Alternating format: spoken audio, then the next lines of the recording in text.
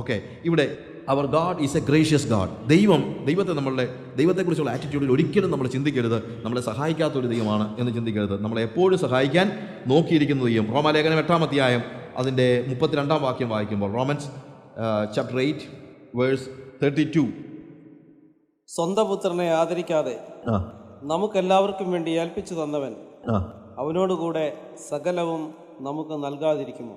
സ്വന്തം പുത്രനെ ആദരിക്കാതെ നമുക്ക് എല്ലാവർക്കും വേണ്ടി ഏൽപ്പിച്ചു തന്നവൻ അവനോടുകൂടെ സകലവും നമുക്ക് നൽകാതിരിക്കുമോ? തീർച്ചയായിട്ടും അവൻ ഗ്രേഷ്യസ് ആണ്. അവൻ നമ്മളോട് കരുണയുള്ളവനാണ്. അവിടെ ഭൗതിക കാര്യങ്ങളൊന്നും അല്ല പറയുന്നത് മറ്റൊന്നുമല്ല. അവിടെ നമുക്ക് ലഭിക്കുന്നതായ അവൻ്റെ പുത്രൻ്റെ സ്വരൂപത്തോടുള്ള അനുരൂപതയാണ് അവിടുത്തെ പ്രധാനപ്പെട്ട വിഷയം. മറ്റു കാര്യങ്ങളൊന്നും അല്ല അവിടെ പറയുന്നത്. പക്ഷേ നമ്മെ ഇടയ്ക്കിട്ടേച്ചു പോകുന്നവനായ ഒരു ദൈവം അല്ല. നമ്മളോട് കരുണയുള്ളവനും ഞാൻ നിന്നെ രക്ഷിച്ചു ഇനി നീ എങ്ങനെങ്കിലും ജീവിച്ചോ എന്ന് പറയുന്നവനും അല്ല ദൈവം. ഞാൻ പറഞ്ഞാൽ മനസ്സിലാകുന്നുണ്ടല്ലോ.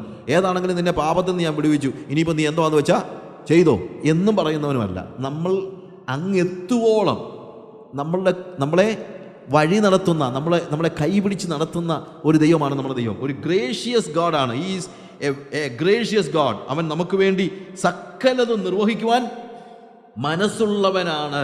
ദൈവം കരുണയുള്ളവനാണ്. അവനോട് നമ്മൾ ഒരു പരിധി വരെ പുറകെ നടന്ന് ചോദിക്കേണ്ട കാര്യം പോലുമില്ല. ചില ഭാഗങ്ങളൊക്കെ വായിക്കുമ്പോഴത്തേക്ക് നമുക്ക് സ്വാഭാവികമായി സംശയം തോന്നുന്ന ചില പാസേജസ് ഉണ്ട്. വേദപുസ്തകത്തിൽ പറഞ്ഞിട്ടുള്ള ചില പ്രത്യേകിച്ച് ഉപമകളുടെ കാര്യം പറയുമ്പോഴത്തേക്ക് ലൂക്കോസിൻ്റെ സുവിശേഷം 11-ാം അധ്യായത്തിൽ നമ്മൾ 5 മുതലുള്ള വാക്യങ്ങൾ വായിക്കുമ്പോൾ കാണുന്ന ഉപമ പലപ്പോഴും ആളുകൾ ചോദിക്കാറുണ്ട്, അതെന്താ അങ്ങനെ എന്ന് ചോദിക്കുന്നു. അവിടെ ചോദിക്കുന്നത് 5 മുതലുള്ള വാക്യങ്ങളിൽ, പിന്നെ അവൻ ഒരുവനോട് പറഞ്ഞു, നിങ്ങളിൽ ആർക്കെങ്കിലും ഒരു സ്നേഹിതൻ ഉണ്ട് എന്നിരിക്കട്ടെ, അവൻ അർദ്ധരാത്രിക്ക് അവൻ്റെ അടുക്കൽ ചെന്ന്, സ്നേഹിത എനിക്ക് 3 അപ്പം വായ്പ തരണം, എൻ്റെ ഒരു സ്നേഹിതൻ വഴിയാത്രയിൽ എൻ്റെ അടുക്കൽ വന്നു, അവനെ വിളമ്പിക്കൊടുപ്പാൻ എൻ്റെ പക്കൽ ഏതുമില്ല എന്ന് അവനോട് പറഞ്ഞാൽ എന്നെ പ്രയാസപ്പെടുത്തരുത്, കതകടച്ചിരിക്കുന്നു, പൈതങ്ങളും എന്നോടുകൂടെ കിടക്കുന്നു, എഴുന്നേറ്റ് തരുവാൻ എനിക്ക് കഴിയുകയില്ല എന്ന് അകത്തു നിന്ന് ഉത്തരം പറഞ്ഞാലും അവൻ സ്നേഹിതനാകൊണ്ട് എഴുന്നേറ്റ് അവന് കൊടുക്കയില്ലെങ്കിലും അവൻ ലജ്ജ കൂടാതെ മുട്ടിക്കുക നിമിത്തം എഴുന്നേറ്റ് അവന് വേണ്ടുന്നിടത്തോളം കൊടുക്കും എന്ന് ഞാൻ നിങ്ങളോട് പറയുന്നു. യാചിപ്പിൻ എന്നാൽ നിങ്ങൾക്ക് കിട്ടും, അന്വേഷിപ്പിൻ എന്നാൽ നിങ്ങൾ കണ്ടെത്തും, മുട്ടുവിൻ എന്നാൽ നിങ്ങൾ തുറക്കും. യാചിക്കുന്ന ഏവനും ലഭിക്കുന്നു, അന്വേഷിക്കുന്നവൻ കണ്ടെത്തുന്നു, മുട്ടുന്നവന് തുറക്കും എന്ന് ഞാൻ നിങ്ങളോട് പറയുന്നു. എന്നാൽ നിങ്ങളിൽ ഒരു അപ്പനോട് മകൻ അപ്പം ചോദിച്ചാൽ അവന് കല്ല് കൊടുക്കുമോ? അല്ല മീൻ ചോദിച്ചാൽ മീനിന് പകരം പാമ്പിനെ കൊടുക്കുമോ? അങ്ങനെ ദോഷികളായ നിങ്ങൾ നിങ്ങളുടെ മക്കൾക്ക് നല്ല ദാനങ്ങളെ കൊടുക്കുവാൻ അറിയുന്നു എങ്കിൽ സ്വർഗസ്ഥനായ പിതാവ് തന്നോട് യാചിക്കുന്നവർക്ക് പരിശുദ്ധാത്മാവിനെ എത്രയധികം നൽകും. ഇവിടെ വാസ്തവത്തിൽ ഒരു ഉപമയിലൂടെ കർത്താവ് പറയാണ്, ലജ്ജ കൂടാതെ മുട്ടിക്കുകയാണെങ്കിൽ നിങ്ങൾക്ക് വേണ്ടുന്ന അപ്പം തരാൻ നിങ്ങളുടെ സ്നേഹിതൻ തയ്യാറാകും. അപ്പോൾ സ്വാഭാവികമായി നമുക്ക് തോന്നും, അപ്പോൾ ലജ്ജ കൂടാതെ മുട്ടിച്ചാൽ കർത്താവ് നമ്മളെ സഹായിച്ചേക്കും. അതാണോ ഇതിൻ്റെ അർത്ഥം? അല്ല. ഇതേപോലെ തന്നെ ഒരു ഉപമയാണ് നമ്മൾ 18-ാം അധ്യായത്തിൻ്റെ 2 മുതലുള്ള വാക്യങ്ങളിൽ കാണുന്നത്. അവിടെ പറയുന്നത്, ദൈവത്തെ ഭയവും മനുഷ്യനെ ശങ്കയും ഇല്ലാത്ത ഒരു ന്യായാധിപൻ പട്ടണത്തിനുണ്ടായിരുന്നു. ആ പട്ടണത്തിലൊരു വിധവയും ഉണ്ടായിരുന്നു. അവൾ തൻ്റെ അടുക്കൽ ചെന്ന് എൻ്റെ പ്രതിയോഗിയോട് പ്രതിക്രിയ നടത്തി രക്ഷിക്കണമെന്ന് പറഞ്ഞു. അവന് കുറേ കാലത്തേക്ക് മനസ്സിലായിരുന്നു. പിന്നെ അവൻ, എനിക്ക് ദൈവത്തെ ഭയവും മനുഷ്യനെ ശങ്കയുമില്ല, എങ്കിലും വിധവ എന്നെ അസഹ്യപ്പെടുത്തുന്നത് കൊണ്ട് ഞാൻ അവളെ പ്രതിക്രിയ നടത്തി രക്ഷിക്കും, അല്ലെങ്കിൽ അവൾ ഒടുവിൽ വന്ന് എൻ്റെ മുഖത്തടിക്കുമെന്ന് ഉള്ളുകൊണ്ട് പറഞ്ഞു. അനീതിയുള്ള ന്യായാധിപൻ പറയുന്നത് ശ്രദ്ധിപ്പീൻ. ദൈവമോ രാപ്പകൽ തന്നോട് നിലവിളിക്കുന്ന തൻ്റെ വൃതന്മാരുടെ കാര്യത്തിൽ ദീർഘക്ഷമയുള്ളവനായാലും അവരെ പ്രതിക്രിയ നടത്തി രക്ഷിക്കുകയില്ലയോ? വേഗത്തിൽ അവരെ പ്രതിക്രിയ നടത്തി രക്ഷിക്കുമെന്ന് ഞാൻ നിങ്ങളോട് പറയുന്നു. ഇത് വായിക്കുമ്പോഴെല്ലാം നമ്മുടെ മനസ്സിൽ വരുന്ന കാര്യം, ദൈവത്തിന് നമ്മളെ സഹായിക്കാൻ മനസ്സൊന്നും ഇല്ലെങ്കിലും പിന്നെ നമ്മൾ കിടന്ന് വഴക്കുണ്ടാക്കി കഴിഞ്ഞാൽ പിന്നെ ഇത് നമുക്ക് ചെയ്തു തരാതിരിക്കാൻ നിവൃത്തിയില്ലാത്തത് കൊണ്ട് ദൈവം ചെയ്യുമെന്നാണ് പലപ്പോഴും നമ്മുടെ മനസ്സിൽ വരുന്നതും അങ്ങനെയാണ് പലരും പഠിപ്പിക്കുന്നതും. പക്ഷെ അങ്ങനല്ല ഇതിൻ്റെ അർത്ഥം. ഇതൊരു പാരബിൾ എന്നതിനേക്കാൾ ഉപരി it is A paradox in the parable. ഒരു പാരഡോക്സ് ആണ്. അതായത് പാരബിൾ സാധാരണ നിലയിൽ എന്താണ്? അതുപോലെ എന്ന് പറയുന്നതാണ് ശരിക്കും പറഞ്ഞാൽ പാരബിൾ. പാരബിളിലെ പാരഡോക്സ് അങ്ങനെയാണെങ്കിൽ എന്ന് പറയുന്നതാണ്. അങ്ങനെയാണെങ്കിൽ എന്ന് പറഞ്ഞാൽ ഈ പറഞ്ഞതിന് വിപരീതമാണ് സത്യം എന്നതാണ്, അല്ലെങ്കിൽ അങ്ങനെയാണെങ്കിൽ അതിലും അപ്പുറത്താണ് എന്ന് പറയുന്നതാണ്. ഇവിടെ ദൈവം അപ്പം കൊടുക്കാൻ മനസ്സില്ലാതെ അകത്ത് കിടക്കുന്ന സ്നേഹിതനെ പോലെയോ അനീതിയുള്ള ഈ ന്യായാധിപനെ പോലെയോ അല്ല. അനീതിയുള്ള ന്യായാധിപൻ തന്നെ ബുദ്ധിമുട്ടിച്ചാൽ ചെയ്യുമെങ്കിൽ ദൈവം അനീതിയുള്ളവനല്ലല്ലോ, അവനെ ബുദ്ധിമുട്ടിക്കുക പോലും ചെയ്യേണ്ട കാര്യമില്ലെന്നാണ് പറയുന്നത്. ഞാൻ പറഞ്ഞ മനസ്സിലാക്കണം. You understand? അല്ലാതെ ദൈവത്തെ ബുദ്ധിമുട്ടിച്ചാൽ ദൈവം വല്ലതും ചെയ്യും, അല്ലെങ്കിൽ ചെയ്യത്തില്ല. ദൈവം എന്നെ പേടിച്ച് ചെയ്യുകയാണോ? അനീതിയുള്ള ന്യായാധിപൻ ചെയ്ത് പറഞ്ഞെന്താ? ചെയ്ത് കൊടുത്തേക്കാം, ഇല്ലെങ്കിൽ അവൾ വന്ന് എന്നെ മുഖത്തടിക്കുമെന്ന്. നിങ്ങൾ ചിന്തിക്കുന്നുണ്ടോ ദൈവം അങ്ങനെ പേടിച്ചാ, നിങ്ങളെ പേടിച്ചാ കാര്യങ്ങൾ ചെയ്തു തരുന്നതെന്ന്? അല്ല. അവിടുത്തെ അർത്ഥം ഇതാണ്: നിങ്ങൾ ലൗകികരായ ആളുകൾ ലോകത്തിൽ അനീതിയുള്ളവൻ പോലും നിരന്തരം പ്രാർത്ഥിക്കുന്ന, നിരന്തരം അപേക്ഷിക്കുന്ന ഒരു വ്യക്തിക്ക് വേണ്ടി കാര്യങ്ങളെ സാധിച്ചു കൊടുക്കുന്നുവെങ്കിൽ സ്വർഗസ്ഥനായ പിതാവ് തന്നോട് യാചിക്കുന്നവർക്ക് എത്ര ജനറസ് ആയിട്ട് കൊടുക്കും. അവൻ്റെ ജനറോസിറ്റി അവിടെ കാണിക്കുന്നത്, അല്ലാതെ അവൻ്റെ പിശുക്കല്ല കാണിക്കുന്നത്. രാത്രിയിൽ ഉറങ്ങിക്കിടക്കുന്ന ഒരു സ്നേഹിതൻ്റെ അടുത്ത് ചെന്ന് നീ അവനോട് പറയുമ്പോൾ അവൻ ഒത്തിരി ബുദ്ധിമുട്ടുണ്ടെങ്കിൽ കഴിവതും നിന്നെ ഒഴിവാക്കാൻ നോക്കിയാലും അവൻ സ്നേഹിതനായതുകൊണ്ട് നിനക്ക് എഴുന്നേറ്റ് അപ്പം തരുമെങ്കിൽ, ദൈവത്തിന് അങ്ങനെ ഒരു ബുദ്ധിമുട്ടേ ഇല്ല. നീ ചോദിക്കാൻ നോക്കിയിരിക്കുകയാണ് ദൈവം എന്നാണ് പറയുന്നത്. ഞാൻ പറയുന്നത് മനസ്സിലാകുന്നുണ്ടോ? അതോ മനസ്സിലായില്ല? അപ്പോൾ ഇവിടുത്തെ പ്രത്യേകത എന്താണ്? ഇവിടുത്തെ അർത്ഥം എന്താണ്? നമ്മൾ ദൈവത്തോട് ചോദിക്കുന്നതും നോക്കിയിരിക്കുകയാണ് ദൈവം. തന്നോട് യാചിക്കുന്നവർക്ക് ദൈവം പരിശുദ്ധാത്മാവിനെ എത്ര അധികം കൊടുക്കും, അതാ പറയുന്നത്. അല്ലാതെ തന്നോട് വളരെ ബുദ്ധിമുട്ടിച്ചാൽ ചിലപ്പം ദൈവം തരുമായിരിക്കും, ഒത്തിരി ബുദ്ധിമുട്ടിച്ചാൽ തരുമെന്നല്ല. ബുദ്ധിമുട്ടിക്കേണ്ട കാര്യം പോലുമില്ല. He is A generous God.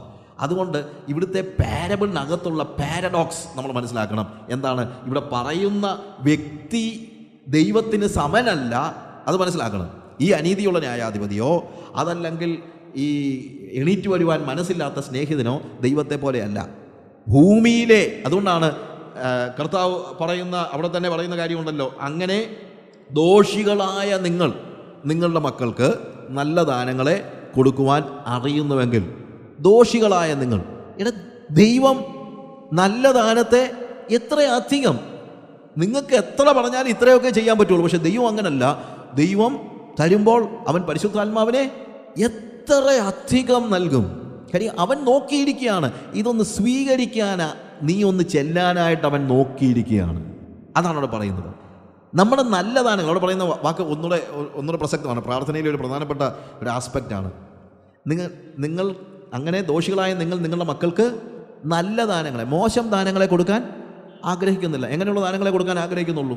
നല്ല ദാനങ്ങൾ. മകൻ അപ്പം ചോദിച്ചാൽ കല്ല് കൊടുക്കുമോ? ഇല്ല. മകൻ മീനെ ചോദിച്ചാൽ പാമ്പിനെ കൊടുക്കുമോ? ഇല്ല. മുട്ട ചോദിച്ചാൽ തേളിനെ കൊടുക്കുമോ? ഇല്ല. കാര്യം അവൻ ചോദിക്കുന്ന കാര്യങ്ങൾ എന്താണ്? മോശപ്പെട്ട നിലയിൽ കൊടുക്കാൻ നിങ്ങളുടെ പിതാവിന് നിങ്ങൾ ഒരിക്കലും ചെയ്യത്തില്ല. നിങ്ങളുടെ മക്കൾക്ക് ഉപദ്രവം ഉണ്ടാകുന്ന ഒരു കാര്യം നിങ്ങൾ ചെയ്യത്തില്ല. നല്ല കാര്യങ്ങൾ മാത്രമേ ചെയ്യത്തുള്ളൂ. ഇതിൻ്റെ മറുവശം, മകൻ കല്ല് ചോദിച്ചാൽ കല്ല് കൊടുക്കുമോ? മകൻ പാമ്പിനെ ചോദിച്ചാൽ പാമ്പിനെ കൊടുക്കുമോ? മകൻ തേളിനെ ചോദിച്ചാൽ തേളിനെ കൊടുക്കുമോ? കൊടുക്കും. ഏതെങ്കിലും അപ്പൻ പറയുമോ അവൻ ആ തേളിനെ കണ്ടിട്ട് ഭയങ്കരമായിട്ടങ്ങ് ഇഷ്ടപ്പെട്ടു, ഞാൻ ചിന്തിച്ചു ഇന്നാ പിടിച്ചോടാന്ന് പറഞ്ഞ് ഞാൻ കൊടുത്തു എന്ന് പറയുമോ? അവൻ പാമ്പിനെ കണ്ടപ്പോൾ അവന് ഭയങ്കരമായിട്ടങ്ങ് ഇഷ്ടപ്പെട്ടു, എന്നാ നീ പിടിച്ചോളാൻ പറഞ്ഞൊരു പാമ്പിനെ കൊടുത്തെന്ന് പറയുമോ? ഇല്ല. എന്തുകൊണ്ട് പറയത്തില്ല? ചിലപ്പോൾ ചെറുക്കൻ ചോദിച്ചെന്നിരിക്കും പാമ്പിനെ. കൊച്ചിന് ചിലപ്പോൾ പാമ്പിനെ കാണുമ്പോൾ ഭയങ്കര ഇഷ്ടം, അവനെന്ത് ചെയ്തേക്കും? ഇല്ലേ, പാമ്പിനെ ചോദിച്ചേക്കും. പാമ്പിനെയൊക്കെ കയറി പിടിക്കുന്ന പിള്ളേരൊക്കെ ഇല്ലേ, പാമ്പിനെ കയറി പിടിച്ചെന്നിരിക്കും. തേളിനെ കണ്ടപ്പോൾ അതിനോടുള്ള ഒരു മോഹം കൊണ്ട്. ഈ പറഞ്ഞതുപോലെ തന്നെ നമ്മൾ പലപ്പോഴും ചോദിക്കുന്നത് ദൈവം തരാത്ത എന്നാണെന്നറിയാമോ? നമ്മൾ ചോദിക്കുന്നത് തേളും പാമ്പും ഒക്കെ ആയതുകൊണ്ടാണ്. നമ്മൾ ചോദിക്കുന്നതെല്ലാം ദൈവം തന്നായിരുന്നെങ്കിൽ നമ്മളിപ്പോൾ എപ്പോഴേ നരകത്തിൽ പോയി കഴിഞ്ഞേനെ. കാര്യം ദൈവം എന്താ ചെയ്യത്തുള്ളൂ? നല്ല ദാനങ്ങളെ മാത്രമേ കൊടുക്കത്തുള്ളൂ. ഭൂമിയിലെ ഒരപ്പൻ മക്കൾക്ക് നല്ല ദാനങ്ങളെ മാത്രമേ കൊടുക്കത്തുള്ളൂ എങ്കിൽ സ്വർഗസ്ഥനായ പിതാവ് നല്ലതല്ലാത്ത ഒന്നും നമുക്ക് നൽകയില്ല എന്നാണ് ആ വാക്കിൻ്റെ അർത്ഥം. Hallelujah, praise the Lord. ഇവിടെയാണ് നമ്മൾ മനസ്സിലാക്കേണ്ടത് ദൈവത്തെക്കുറിച്ചുള്ള നമ്മുടെ ആറ്റിറ്റ്യൂഡ്. ദൈവത്തെക്കുറിച്ചുള്ള ആറ്റിറ്റ്യൂഡ് നമ്മൾ മനസ്സിലാക്കണം. നമ്മളെ സഹായിക്കാതിരിക്കാൻ നോക്കുന്നൊരു ദൈവമല്ല, വല്ല വിധേനയും നമ്മളെ സഹായിക്കാൻ. നമ്മൾ ചോദിക്കുന്നതെല്ലാം തരാനിരിക്കുന്ന ദൈവമല്ല, നമുക്ക് നല്ലതെന്താണെന്ന് മനസ്സിലാക്കി തരുന്നവനായ ഒരു ദൈവം. കണ്ടോ, ദൈവത്തെക്കുറിച്ചുള്ള ആറ്റിറ്റ്യൂഡിൻ്റെ ഡിഫറൻസ് മനസ്സിലാക്കണം. അപ്പോൾ നമുക്ക് എന്ത് ചെയ്യാൻ പറയും? കർത്താവേ, ഞാൻ അറിയാതെ പാമ്പിനെ ചോദിച്ചു പോയി, നീ തരാത്തതിനായി ഞാൻ നിനക്ക് സ്തോത്രം ചെയ്യുന്നു. നമ്മൾ ചോദിക്കുന്നത് പലതും പാമ്പും തേളും ഒക്കെയാണ്. കാര്യം നമുക്കറിയത്തില്ല. നമ്മൾ അറിവില്ലാത്തവരായ, ഭാവിയെക്കുറിച്ച് ബോധ്യമില്ലാത്തവരായ സാധാരണക്കാരായ ആളുകളാണ്. Many times V fail, but what is needed is what we need to have an understanding of God. ദൈവത്തെക്കുറിച്ചുള്ള ഒരു അണ്ടർസ്റ്റാൻഡിങ് നമുക്ക് ഉണ്ടാകണം. എന്താണ് ബോധ്യം? എൻ്റെ ദൈവം എനിക്ക് ദോഷമായ ഒരു കാര്യവും ചെയ്യത്തില്ല. ഒരു പക്ഷേ ഞാൻ പ്രാർത്ഥിക്കുന്നത് ദോഷമായ കാര്യമായിരിക്കും, എന്നാലും കർത്താവ് എനിക്ക് തരത്തില്ല. ഞാൻ തേളിനെ ചോദിച്ചാൽ പോലും എനിക്ക് തേളിനെ തരാത്തവനായ ഒരു ദൈവം. ഞാൻ പാമ്പിനെ ചോദിച്ചാലും എനിക്ക് പാമ്പിനെ തരാത്തവനായ ഒരു ദൈവം. ഹല്ലേലൂയ. ദൈവത്തെക്കുറിച്ചുള്ള ആറ്റിറ്റ്യൂഡ് ആണ് നമ്മളുടെ പ്രാർത്ഥനയെ നിയന്ത്രിക്കുന്ന അല്ലെങ്കിൽ ഹിൻഡ്രൻസ് ആയിട്ട് നിൽക്കുന്നത്. പല സമയത്തും നമ്മൾ പ്രാർത്ഥിക്കാതെ നമ്മൾ പ്രാർത്ഥിച്ചിട്ട് കാര്യമൊന്നുമില്ല, ദൈവം അങ്ങനെയൊന്നും കാര്യങ്ങളൊന്നും ചെയ്യത്തില്ല എന്നൊക്കെ ചിന്തിക്കുന്ന പോലെ, അല്ലെങ്കിൽ അതൊക്കെ ചിലർക്ക് മാത്രമേ ദൈവം കൊടുക്കത്തുള്ളൂ എന്ന് ചിന്തിക്കുന്നത്. ചിലപ്പോൾ പല സമയത്ത് ഈ ആത്മീക വരങ്ങൾക്ക് വേണ്ടി നമ്മൾ പ്രാർത്ഥിക്കാത്തതിൻ്റെ കാര്യം എന്നറിയാം, അതൊന്നും എനിക്കുള്ളതല്ല എന്നുള്ള ചിന്തയാണ്. പലപ്പോഴും ആത്മാക്കൾക്ക് വേണ്ടി നമ്മളെന്താ പ്രാർത്ഥിക്കാത്തത്? ഞാൻ പ്രാർത്ഥിച്ചിട്ട് കാര്യമൊന്നും ഇല്ല, ദൈവം ജനറസ് ആണ് എന്നുള്ളത് നമ്മൾ മനസ്സിലാക്കുന്നില്ല. പല സമയത്തും ആത്മീക സൗഹൃദത്തിന് വേണ്ടി many of the things we fail to pray. Why? നമ്മൾ പലപ്പോഴും അത് ദൈവം നമ്മളെ കൊണ്ട് ഉദ്ദേശിക്കുന്നുവെന്ന് അല്ലെങ്കിൽ നമുക്ക് തരുമെന്ന് നമ്മൾ പ്രതീക്ഷിക്കുന്നില്ല. ചില ആളുകൾ പറയാറുണ്ട്, എൻ്റെയൊക്കെ സ്വഭാവം, എൻ്റെയൊക്കെ ഇതനുസരിച്ച് ഞാനൊക്കെ പ്രാർത്ഥിച്ച ഒന്നും ദൈവം കേൾക്കത്തൊന്നുമില്ല, ഇല്ലേ? അങ്ങനൊരു പേടിയുള്ളത് നല്ലതാണെങ്കിലും യാഥാർത്ഥ്യം അതല്ല. പേടിയുള്ളത് നല്ലതാണ്, പക്ഷേ യാഥാർത്ഥ്യം അതല്ല. എന്ത്? My God will hear my prayers. എൻ്റെ കർത്താവ് എൻ്റെ പ്രാർത്ഥന കേൾക്കും എന്നുള്ളതായ ബോധ്യം. ഇനി അടുത്തതായിട്ട് another hindrance is dishonesty. Dishonesty എന്ന് പറഞ്ഞു കഴിഞ്ഞാൽ പ്രാർത്ഥിക്കുന്ന കാര്യങ്ങൾ നമ്മൾ തന്നെ ഓണസ്റ്റായിട്ട് പറയാത്തതാണ് പ്രാർത്ഥനയുടെ ഒരു തടസ്സം. മാർട്ടിൻ ലൂതർ പറഞ്ഞൊരു വാചകമുണ്ട്, the first law of prayer is, പ്രാർത്ഥനയെക്കുറിച്ചുള്ള ഒന്നാമത്തെ നിയമം, ഡോണ്ട് ലൈ ടു ഗാഡ്. ദൈവത്തോട് കള്ളം പറയരുത്. അപ്പോൾ നമ്മൾ ദൈവത്തോട് കള്ളം പറയുമോ? Yes, many times. എന്താ കള്ളം? ഒന്നാമത്തെ കാര്യം എന്ന് വെച്ച് കഴിഞ്ഞാൽ, കർത്താവേ എന്നെ മാറ്റണമേ എന്ന് നമ്മൾ പറയും, പക്ഷേ മാറ്റത്തിന് നമ്മൾ തയ്യാറല്ല.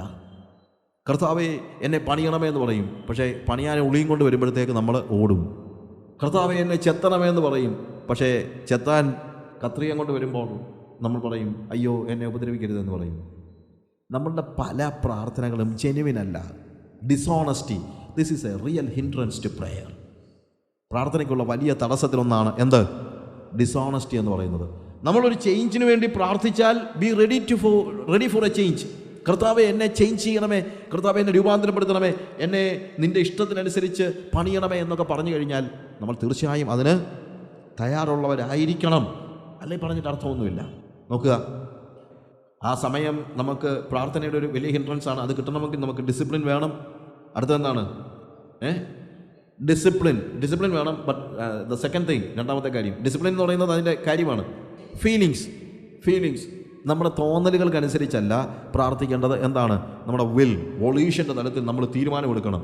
പലപ്പോഴും നമ്മൾ ഫീലിങ്ങിനെ അടിസ്ഥാനപ്പെടുത്തി കാര്യങ്ങൾ ചെയ്യുന്നു. അടുത്തത്, വ്യൂ ഓഫ് ഗോഡ്, ദൈവത്തെക്കുറിച്ചുള്ള നമ്മുടെ കാഴ്ചപ്പാട്. ദൈവം സഹായിക്കാതിരിക്കുന്ന ഒരു ദൈവമെന്നല്ല, ദൈവം സഹായിക്കാൻ നോക്കിയിരിക്കുന്നവനായ ഒരു ദൈവം എന്ന നിലയിലാണ് നമ്മൾ കാണേണ്ടത്. അടുത്തത്, ഡിസോണസ്റ്റി, നമ്മൾ ചേഞ്ചിന് വേണ്ടി പ്രാർത്ഥിച്ചാൽ ചേഞ്ചിന് വേണ്ടി നമ്മൾ തയ്യാറായിരിക്കണം. അടുത്ത കാര്യം, വെയ്ഗായിട്ടാണ് നമ്മൾ പലപ്പോഴും പ്രാർത്ഥിക്കുന്നത്. ഒരു ഫോക്കസ്ഡ് അല്ല നമ്മുടെ പല പ്രാർത്ഥനയും. അത് പല സമയത്തും നമുക്ക് ഒരു പ്രയോജനം ഉണ്ടാകാത്ത നിലയിലുള്ള വെയ്ഗായിട്ടുള്ള പ്രാർത്ഥന, അത് പ്രാർത്ഥനയുടെ വലിയൊരു തടസ്സമാണ്. നമ്മൾ പലപ്പോഴും കർത്താവെ എന്നെ മാറ്റണേ എന്ന് പറയുമ്പോൾ, കർത്താവെ എൻ്റെ ഏത് സാഹചര്യം, ഏത് കാര്യത്തെ മാറ്റണമെന്ന് നമ്മൾ പറയുന്നില്ല. കർത്താവെ ഞാൻ പല പ്രാവശ്യം തെറ്റിപ്പോയി, അതുകൊണ്ട് എന്നെ തെറ്റുകളിൽ നിന്നൊക്കെ വിടുവിക്കണമേ. പക്ഷേ എവിടെയാണ് തെറ്റിപ്പോയെന്നുള്ളത് നമ്മൾ പറയത്തില്ല, നമ്മൾ സംസാരിക്കത്തില്ല. നമ്മൾ കർത്താവിനോട് എന്താണ് ഫോക്കസ്ഡ് ആയിട്ട് സംസാരിക്കത്തില്ല. കർത്താവിനോട് നമ്മൾ പറയുമ്പോഴത്തേക്ക്, കർത്താവെ ഇന്ന കാര്യത്തിൽ ഇന്ന വാക്ക് ഞാൻ പറഞ്ഞത്, ഞാൻ നിനക്ക് യോജിക്കാത്ത കാര്യമാണ് ഞാൻ പറഞ്ഞത്, ഞാനത് റിഗ്രറ്റ് ചെയ്യുന്നു. വെയ്ഗല്ല പ്രാർത്ഥന, സ്പെസിഫിക് ആയിരിക്കണം. കർത്താവിനൊരു കാര്യത്തെക്കുറിച്ച് ക്ഷമ ചോദിക്കുമ്പോഴും, കർത്താവെ, ചിലപ്പോൾ ആളുകൾ പറയുമല്ലോ, കർത്താവെ മറഞ്ഞിരിക്കുന്ന പാപങ്ങളെ പോക്കി എന്നെ ശുദ്ധീകരിക്കണമേ. തെളിഞ്ഞിരിക്കുന്ന 100 എണ്ണം ഉണ്ട്, മിണ്ടത്തില്ല. മറഞ്ഞിരിക്കുന്ന പാപങ്ങളെ, കർത്താവെ ഞാൻ എന്തെങ്കിലും അറിയാതെ എൻ്റെ വാക്കിലോ നോട്ടത്തിലോ പ്രവൃത്തിയിലോ എന്തെങ്കിലും സംഭവിച്ചിട്ടുണ്ടെങ്കിൽ, ഇല്ലയോ, നമുക്കറിയത്തില്ലയോ എന്തൊക്കെ സംഭവിച്ചിട്ടുണ്ടെന്നുള്ളത്. വെയ്ഗായിട്ടുള്ള പ്രാർത്ഥന കൊണ്ട് ഒരു കാര്യവുമില്ല. You need to be specific. കർത്താവെ ഇന്ന കാര്യത്തിൽ എനിക്ക് പാളിച്ച പറ്റിപ്പോയി, എന്നോട് ക്ഷമിക്കണമേ, ഞാൻ ഇന്ന ഭാഗത്ത് വീണുപോയി. വെയ്ഗായിട്ടുള്ള പ്രാർത്ഥന കൊണ്ട് ഒരിക്കലും നമുക്കൊരു ചേഞ്ച് ഉണ്ടാകത്തില്ല. നിങ്ങൾ ചിന്തിക്കുന്നുണ്ടോ? നാളെ അത് തന്നെ ചെയ്യും, അത്രയേ ഉള്ളൂ. യാതൊരു വ്യത്യാസം ഉണ്ടാകത്തില്ല. വ്യത്യാസം ഉണ്ടാകണമെങ്കിൽ നമ്മുടെ പ്രാർത്ഥന ഫോക്കസ്ഡ് ആയിരിക്കണം, സ്പെസിഫിക് ആയിരിക്കണം. മറ്റുള്ള ഇത് നമ്മളുടെ പേഴ്സണൽ പ്രയറിലുള്ള കാര്യമാണ് ഞാൻ പറഞ്ഞത്. ഇനി ഈവൻ അതർവൈസ്, കർത്താവേ നോർത്ത് ഇന്ത്യയെ അനുഗ്രഹിക്കണേ കർത്താവേ എന്ന് പ്രാർത്ഥിച്ചിട്ട് കാര്യമൊന്നുമില്ല. നോർത്ത് ഇന്ത്യ എന്ന് പറഞ്ഞു കഴിഞ്ഞാൽ ഒരു ഓഷ്യനാണ്. അതിന് നിങ്ങൾ ആരെക്കുറിച്ചാണ് പ്രാർത്ഥിക്കുന്നത്? ഏത് സ്ഥലത്തെക്കുറിച്ചാണ്? എന്ത് കാര്യത്തെക്കുറിച്ചാണ്? ഫോക്കസ്ഡ് അല്ലെങ്കിൽ നിങ്ങൾക്ക് അവരോട് ഒരു സ്നേഹവും തോന്നത്തില്ല. സപ്പോസ് നിങ്ങൾ പ്രാർത്ഥിക്കുകയാണ്, കർത്താവേ ഉത്തർപ്രദേശിലെ ഇന്ന സ്ഥലത്തിന് വേണ്ടി, അപ്പം നിങ്ങൾക്ക് ആ സ്ഥലത്തെക്കുറിച്ചുള്ള ഒരു ബോധ്യം ഉണ്ടായതുകൊണ്ടാണ് പ്രാർത്ഥിക്കുന്നത്. നിങ്ങൾ ഫോക്കസ്ഡ് ആണ്. അല്ല ഇന്ന സുവിശേഷം, കർത്താവേ വടക്കേ ഇന്ത്യയിൽ സുവിശേഷം പറയുന്ന എല്ലാവരെയും അനുഗ്രഹിക്കണം. നമ്മുടെ ഈ മധ്യസ്ഥ പ്രാർത്ഥനയൊക്കെ എന്തൊരു കഷ്ടമാണെന്ന് ചോദിച്ചു കഴിഞ്ഞാൽ എന്താണെന്നറിയാമോ? മധ്യസ്ഥ പ്രാർത്ഥന നടത്തുന്നത് തന്നെ പലപ്പോഴും ഒരു ശ്രദ്ധയില്ലാതെ പാസ്റ്റർ എന്തെങ്കിലുമൊക്കെ പറയും, എന്നിട്ട് നമ്മൾ മധ്യസ്ഥ പ്രാർത്ഥന ഇന്ന കാര്യങ്ങളെല്ലാം ഓർത്ത് ഇന്ന സഹോദരൻ പ്രാർത്ഥിക്കുന്നുണ്ട്, കർത്താവേ പാസ്റ്റർ പറഞ്ഞ എല്ലാ കാര്യങ്ങൾക്കും വേണ്ടി ഞാൻ പ്രാർത്ഥിക്കുന്നുണ്ട്. യാതൊരു അർത്ഥവുമില്ല. ഫോക്കസ്ഡ് അല്ലെങ്കിൽ നമ്മുടെ മൈൻഡും നമ്മുടെ ഹാർട്ടും നമ്മളുടെ സ്പിരിറ്റും അതിൻ്റെ കൂടെ ഇല്ല. നമ്മൾ വെയ്ഗ് ആകുമ്പോഴത്തേക്ക് എന്താണ്, വിശാലമായിട്ട് ഇങ്ങനെ നമ്മൾ കാര്യങ്ങൾ പറയുന്നതിനകത്ത് യാതൊരു അർത്ഥമില്ല. നമ്മൾ ഫോക്കസ്ഡ് ആണെങ്കിൽ നമ്മുടെ മൈൻഡ് അതിനകത്തുണ്ട്, നമ്മുടെ ഹാർട്ട് അതിനകത്തുണ്ട്, നമ്മുടെ വികാരങ്ങളുണ്ട്, നമ്മുടെ വേദനകളുണ്ട്, നമ്മുടെ സ്പിരിറ്റ് അതിനകത്തുണ്ട്. അങ്ങനെയുള്ള ഫോക്കസ്ഡ് ആയിട്ടുള്ള പ്രാർത്ഥന ആവശ്യമാണ്. So hindrances to prayer, finally it is weakness. വേറെ ചില കാര്യങ്ങളുണ്ട്, പക്ഷേ ഇത്രയും കാര്യങ്ങൾ പ്രായോഗികമായി നമ്മൾ മനസ്സിലാക്കേണ്ട കാര്യങ്ങളാണ്.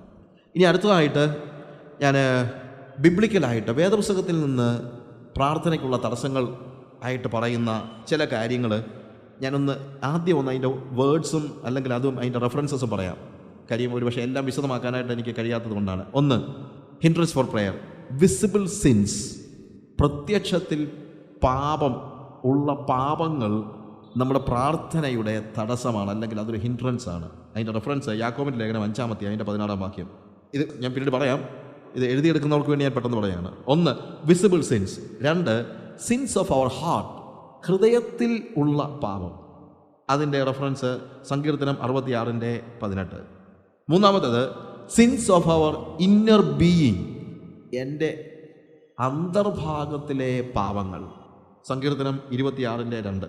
അടുത്തത്, എ ഹാർട്ട് വിത്ത് പാഷൻസ്, ഭോഗേച്ഛകളിൽ ചെലവിടേണ്ടതിന് മനസ്സ് കൊടുത്തിരിക്കുന്ന, അല്ലെങ്കിൽ സ്വാർത്ഥമായ മോഹങ്ങൾ വെച്ച് പുലർത്തുന്ന ഒരു വ്യക്തിയുടെ പ്രാർത്ഥന ദൈവം കേൾക്കുന്നില്ല. യാക്കോബിൻ ലേഖനം 4-ാം അധ്യായം അതിൻ്റെ 1 മുതൽ 5 വരെ. അഞ്ചാമത്തേത്, എ ഡൗട്ട്ഫുൾ ഹാർട്ട്, സംശയിക്കുന്നതായ ഒരു ഹൃദയത്തിൻ്റെ പ്രാർത്ഥനകൾ ദൈവം കേൾക്കുന്നില്ല. മർക്കോസിൻ്റെ സുവിശേഷം 11:20 മുതൽ 24 വരെ. അതിനോട് ചേർന്ന് പഠിക്കാനായിട്ട് റോമർ 14:23, എബ്രായർ 11:6, യാക്കോബ് 1:5 മുതൽ 8 വരെ. A doubtful heart. ആറാമത്തേത്, എ ഡിസൊബീഡിയൻ ഹാർട്ട്, അനുസരിക്കാത്ത, അനുസരണ മനോഭാവമില്ലാത്ത ഒരു ഹൃദയത്തിലെ പ്രാർത്ഥനകൾ ദൈവം കേൾക്കുന്നില്ല. 1 യോഹന്നാൻ 3:21 മുതൽ 22 വരെ. അടുത്തത്, ഏഴാമത്തേത്, ആൻ അൺഫോർഗിവിങ് സ്പിരിറ്റ്, ക്ഷമിക്കുവാൻ മനസ്സില്ലാത്ത ഒരു വ്യക്തിയുടെ പ്രാർത്ഥന ദൈവം കേൾക്കുന്നില്ല. മർക്കോസിൻ്റെ സുവിശേഷം 11:24-25, മത്തായിയുടെ സുവിശേഷം 18:23 മുതൽ കൊലോസിയർ 3:13, മത്തായിയുടെ സുവിശേഷം 6:12 മുതൽ 15 വരെ. അടുത്തത്, praying outside the will of God, ദൈവഹിതത്തിന് പുറത്തുള്ള പ്രാർത്ഥനകൾ. 1 യോഹന്നാൻ 5:19, യാക്കോബ് 4:3, 1 യോഹന്നാൻ 5:14, റോമർ 8:26-27, യോഹന്നാൻ 6:38, എബ്രായർ 10:7. അടുത്തത്, ഡിസ്റ്റോർട്ടഡ് ഡിലൈറ്റ്സ്, നമ്മളുടെ യഹോവയെ തന്നെ രസിച്ചുകൊള്ളുക എന്ന് പറയുന്ന നമ്മുടെ ദൈവത്തിലുള്ള ആ രസം അത് മാറി ലൗകികമായ കാര്യങ്ങളിലേക്ക് നമ്മളുടെ ഡിലൈറ്റ്സ് ഡിസ്റ്റോർട്ടഡ് ആവുകയാണെങ്കിൽ ദൈവത്തിൻ്റെ സന്നിധി നമ്മുടെ പ്രാർത്ഥന കേൾക്കാനുള്ള സാധ്യത കുറവാണ്. സങ്കീർത്തനം 37:4.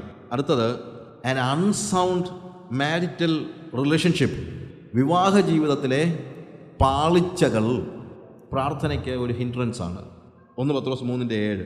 അടുത്തതായിട്ട്, പവേഴ്സ് ഓഫ് ഡാർക്ക്നെസ്, അന്ധകാരത്തിൻ്റെ ശക്തികൾ. ദാനിയേൽ 10:12 മുതൽ 13 വരെ, എഫേസ്യർ 6:11 മുതൽ 12, യാക്കോബ് 4:7, എഫേസ്യർ 4:27. ഒരു പക്ഷേ എല്ലാം പറയാൻ സമയം കിട്ടിയില്ലെങ്കിലെന്ന് വെച്ചുകൊണ്ടാണ് ഞാൻ ഈ റെഫറൻസസ് പെട്ടെന്ന് പറഞ്ഞത്.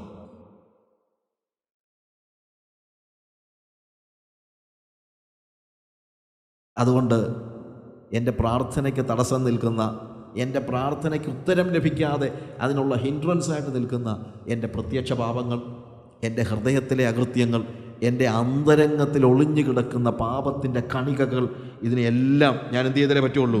മാറ്റിയേ പറ്റുള്ളൂ. നീതിമാൻ്റെ ശ്രദ്ധയോടുകൂടിയ പ്രാർത്ഥന ദൈവം കേൾക്കുന്നു. നീതിമാൻ്റെ, എല്ലാവരുടെയും അല്ല, ആരുടെ? നീതിമാൻ്റെ ശ്രദ്ധയോടുകൂടിയ പ്രാർത്ഥന. എല്ലാവരുടെയും ഒരു പ്രാർത്ഥന ദൈവം കേൾക്കും. കർത്താവെ ക്ഷമിക്കണേ എന്നുള്ള പ്രാർത്ഥന, അത് പാപിക്കും പ്രാർത്ഥിക്കാം, ദൈവം കേൾക്കും. പക്ഷേ ഉത്തരം ലഭിക്കുന്ന ശ്രദ്ധയോടുകൂടിയ പ്രാർത്ഥന ആരുടെ പ്രാർത്ഥനയായിരിക്കണം? നീതിമാൻ്റെ പ്രാർത്ഥനയായിരിക്കണം എന്ന് നമ്മൾ മനസ്സിലാക്കണം. ഉത്തരം കിട്ടാത്ത പ്രാർത്ഥനകളെക്കുറിച്ച് അടുത്തതായിട്ട് നമ്മൾ പറയുമ്പോൾ എന്താണ്? A heart with passions.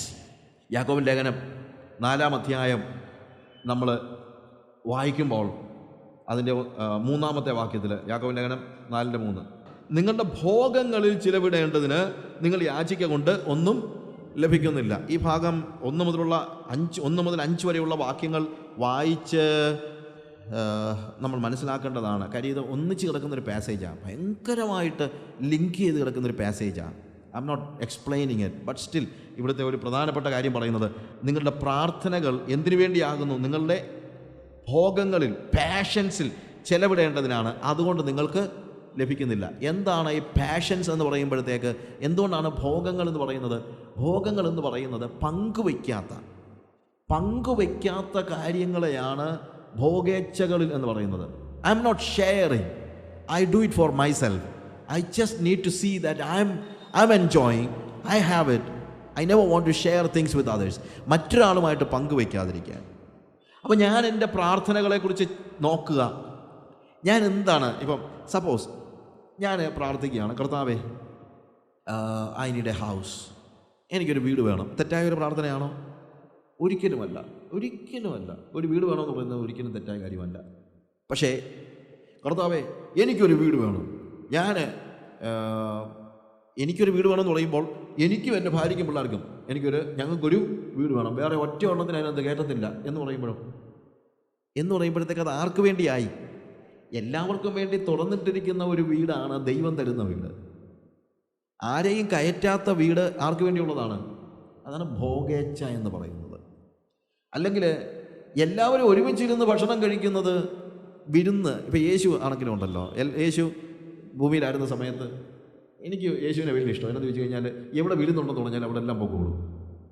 പിന്നെ വീട്ടുകാരെ ആകപ്പാടെ വിഷമിപ്പിക്കുമെന്നുള്ളതേ ഉള്ളൂ. ഞാൻ ചിലപ്പോൾ ആലോചിച്ചിട്ടുണ്ട് തമാശയ്ക്ക്, ഈ കാനാവിൻ്റെ കല്യാണത്തിന് എന്നാ വെള്ളം വീഞ്ഞാക്കേണ്ടി വന്നത്, ഈ വീഞ്ഞ് തീരാൻ കാര്യം എന്നാന്ന്. യേശുവിനെ വിളിച്ചു, ശിഷ്യന്മാരും അവൻ്റെ കൂടെ പോയെന്ന്.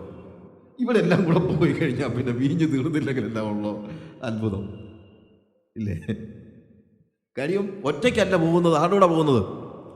എല്ലാവരെയും കൂട്ടി, ശിഷ്യന്മാരെ എല്ലാം കൂട്ടി ഇല്ലേ? യേശു ഉള്ളപ്പം പിന്നെ വീഞ്ഞ് പോയാലും തീർന്നാലും കുഴപ്പമില്ല, അത് വേറെ കാര്യം. ഞാൻ പറഞ്ഞതിൻ്റെ അർത്ഥം എന്താണെന്ന് ചോദിച്ചു കഴിഞ്ഞാൽ, യേശുവിനെക്കുറിച്ച് ആളുകൾ പറഞ്ഞു അവൻ തിന്നിയും കുടിയനുമായ മനുഷ്യൻ. അവൻ തിന്നുകയും ചെയ്ത് കുടിക്കുക, അല്ലെങ്കിൽ that means he was eating and drinking, he was enjoying life. Enjoying എന്ന് പറയുമ്പോഴത്തേക്ക് ഒരിക്കലും അവൻ തന്നെ ഇരുന്ന് തിന്നുകയും കുടിക്കുകയൊന്നും ചെയ്തില്ല. ഇതാണ് ഭോഗേച്ഛകളുടെ പ്രത്യേകത. ഭോഗേച്ഛ എനിക്ക് എന്ന് പറയുന്നതാണ്. പക്ഷേ യേശുക്രിസ്തു പ്രാർത്ഥിക്കാൻ പഠിപ്പിച്ചപ്പോൾ എന്താണ് പറഞ്ഞത്? കർത്താവേ ഞങ്ങൾക്ക് ആവശ്യമുള്ള ആഹാരം, ഞങ്ങൾക്ക് എന്ന് പറയുമ്പോൾ അതിനകത്ത് എന്തില്ല? ഭോഗേച്ഛയില്ല, അത് പാഷൻസ് അല്ല, ഞങ്ങൾക്ക്. അപ്പോൾ ഇതാണ് ഇതിനകത്തെ ഡിഫറൻസ്. എൻ്റെ പ്രാർത്ഥന എൻ്റെ ആവശ്യങ്ങൾക്ക് വേണ്ടി സ്വാർത്ഥമായി ചെലവിടേണ്ടതിനാണെങ്കിൽ ആ പ്രാർത്ഥന നിർവഹിച്ചു തരുവാനായിട്ട് ദൈവത്തിന് ഉത്തരവാദിത്വം ഇല്ല എന്നുള്ളതാണ്. നിങ്ങൾ യാചിക്കുന്നത് നിങ്ങളുടെ ഭോഗങ്ങളിൽ ചിലവിടേണ്ടതിനാണ്, അതുകൊണ്ട് നിങ്ങൾക്ക് ലഭിക്കുന്നില്ല. നിങ്ങൾ പ്രാർത്ഥിക്കുന്നത് നിങ്ങളുടെ ആവശ്യങ്ങളാണ്, നിങ്ങളുടെ പേഴ്സണലായിട്ടുള്ള ആവശ്യങ്ങൾ മാത്രമാണ്. അല്ലാതെ നിങ്ങൾ ഞങ്ങൾക്ക് എന്ന് പറഞ്ഞ് പ്രാർത്ഥിക്കുന്നില്ല, ചിലവിടേണ്ടതിന് വേണ്ടി പ്രാർത്ഥിക്കുന്നില്ല. That is a big mistake. നമ്മുടെ 90% പ്രാർത്ഥനകളും നമ്മുടെ സ്വന്തം ആവശ്യങ്ങൾക്ക് വേണ്ടിയുള്ളതല്ലേ? ഷെയർ ചെയ്യുന്ന കാര്യത്തെക്കുറിച്ച് ആരാലോചിക്കുന്നു? ദൈവം ഷെയറിങ്ങിൻ്റെ ദൈവമാണ്. എപ്പോഴും ദൈവം ഷെയർ ചെയ്യാൻ ആഗ്രഹിക്കുന്നുണ്ട്. എപ്പോഴും നമുക്ക് സമൃദ്ധി ഉണ്ടാകുന്നതിന് ദൈവത്തിന് പ്രശ്നമൊന്നുമില്ല. 2 Corinthians 8-ാം അധ്യായത്തിൽ കർത്താവ് അതിനെക്കുറിച്ച് അല്ലെങ്കിൽ കൊടുക്കുന്നതിനെക്കുറിച്ച് പറയുന്ന പൗലോസിൻ്റെ വേദഭാഗത്ത് പറയുന്നൊരു കാര്യമുണ്ട്. നിങ്ങൾക്ക് ഔദാര്യമൊക്കെയും കാണിപ്പാൻ വേണ്ടുന്ന സമൃദ്ധി ഉണ്ടാകുമെന്ന്. സമൃദ്ധി എന്തിനു വേണ്ടിയാണ്? അപ്പോൾ ഔദാര്യം കാണിക്കാൻ എന്ന് വെച്ച് കഴിഞ്ഞാൽ U will have everything so that you may show generosity. മറ്റുള്ളവരോട് ഔദാര്യം കാണിക്കാൻ. എനിക്ക് എന്തിനാ ദൈവം പൈസ തരുന്നത്? ജനറോസിറ്റി കാണിക്കാൻ, ഔദാര്യം കാണിക്കാൻ. ആൾക്കാർക്ക് എൻ്റെ പോക്കറ്റിൽ നിന്ന് എടുത്തുകൊണ്ട് പോകാൻ വേണ്ടിയാണ് ദൈവം എനിക്ക് പണം തരുന്നത്. ആൾക്കാർക്ക് വന്ന് താമസിക്കാൻ വേണ്ടിയാണ് ദൈവം എനിക്ക് വീട് തരുന്നത്. ആൾക്കാർക്ക് അവിടെ ഇവിടെയും കൊണ്ടുപോകാൻ വേണ്ടിയാണ് ദൈവം എനിക്ക് കാറ് തരുന്നത്. നമുക്കില്ലാത്ത കാര്യങ്ങളൊക്കെ പറയുന്നത് വലിയ സന്തോഷമാണ്. പണ്ട് റഷ്യയിൽ ഒരു ചോദ്യം ഇതുപോലെ ഉണ്ടായി. റഷ്യയിലെല്ലാം കാര്യങ്ങളെല്ലാം കമ്മ്യൂണിസ്റ്റ് സർക്കാരിന് വേണ്ടി ആക്കുന്ന ഒരു കാര്യത്തിൽ ഒരാൾ വന്നിട്ട് ഒരു തീപ്പൊരി പ്രസംഗമാണ്. നിങ്ങൾക്ക് 2 ഫാക്ടറി ഉണ്ടെങ്കിൽ നിങ്ങൾ 1 ഫാക്ടറി സർക്കാരിന് കൊടുക്കുമോ? അവരെല്ലാവരും കൈവോക്കി. നിങ്ങൾക്ക് 2 വീടുകളുണ്ടെങ്കിൽ നിങ്ങൾ അതിനകത്ത് 1 വീട് സർക്കാരിന് കൊടുക്കുമോ? അവരെല്ലാവരും കൈവോക്കി. നിങ്ങൾക്ക് 2 പശു ഉണ്ടെങ്കിൽ 1 പശുവിനെ സർക്കാരിന് കൊടുക്കുമോ? ആരും കൈവോക്കിയില്ല. കാര്യം അവിടെ ആർക്കും 2 ഫാക്ടറി ഇല്ല, 2 വീടും ഇല്ല, പക്ഷേ 2 പശുവുണ്ട്. നമ്മളെ സ്പർശിക്കാത്ത കാര്യമൊക്കെ പറയുമ്പോൾ കൈവോക്കും ഇല്ലേ? പക്ഷേ ദൈവം നമുക്ക് നൽകിയിരിക്കുന്ന എല്ലാ സൗകര്യങ്ങളും എന്തിനു വേണ്ടിയുള്ളതാണ്? ഷെയർ ചെയ്യാൻ വേണ്ടിയുള്ളതാണ്. നമ്മൾ പ്രാർത്ഥിക്കുമ്പോൾ ആലോചിക്കണം, ഷെയർ ചെയ്യാനുള്ള മനസ്സോടുകൂടെയാണോ ഞാൻ കർത്താവിനോടൊരു കാര്യം ചോദിക്കുന്നത്? നമ്മൾ ആലോചിക്കണം. ഷെയർ ചെയ്യാൻ മനസ്സില്ലെങ്കിൽ, അതുകൊണ്ടാണ് you will have everything so that you may show generosity. ഔദാര്യമൊക്കെയും കാണിപ്പാൻ തക്കവണ്ണം നിങ്ങൾക്ക് സമൃദ്ധി ഉണ്ടാകും. ഞാനതിനെയാണ് സമൃദ്ധി എന്ന് കാണുന്നത്. എൻ്റെ ജീവിതത്തിലാണെങ്കിൽ ഞാൻ പലപ്പോഴും ആലോചിച്ചിട്ടുണ്ട്. ഞാൻ കർത്താവിനോട് പറഞ്ഞിട്ടുള്ളതാണ്, ഒരാൾക്ക് ആവശ്യമുള്ളെന്ന് ഞാൻ തിരിച്ചറിയുന്നതായ സാഹചര്യത്തിൽ അയാളെ സഹായിക്കാൻ എനിക്ക് കഴിയേണ്ടതിന് എൻ്റെ കയ്യിൽ ഉണ്ടാകുന്നതാണ് എന്ത്? സമൃദ്ധി. ഒരുത്തനൊരു 100 രൂപയുടെ ആവശ്യമുണ്ടായി, അവൻ്റെ ജീവിതത്തിലെ വലിയൊരു പ്രതിസന്ധി, അല്ലെങ്കിൽ 1000 രൂപയുടെ ആവശ്യമുണ്ടായി, 10,000 രൂപയുടെ ആവശ്യമുണ്ടായെന്ന് വെച്ചു. അന്നേരം കൊടുക്കാൻ എൻ്റെ കയ്യിലുണ്ടെങ്കിൽ അതാണ് സമൃദ്ധി.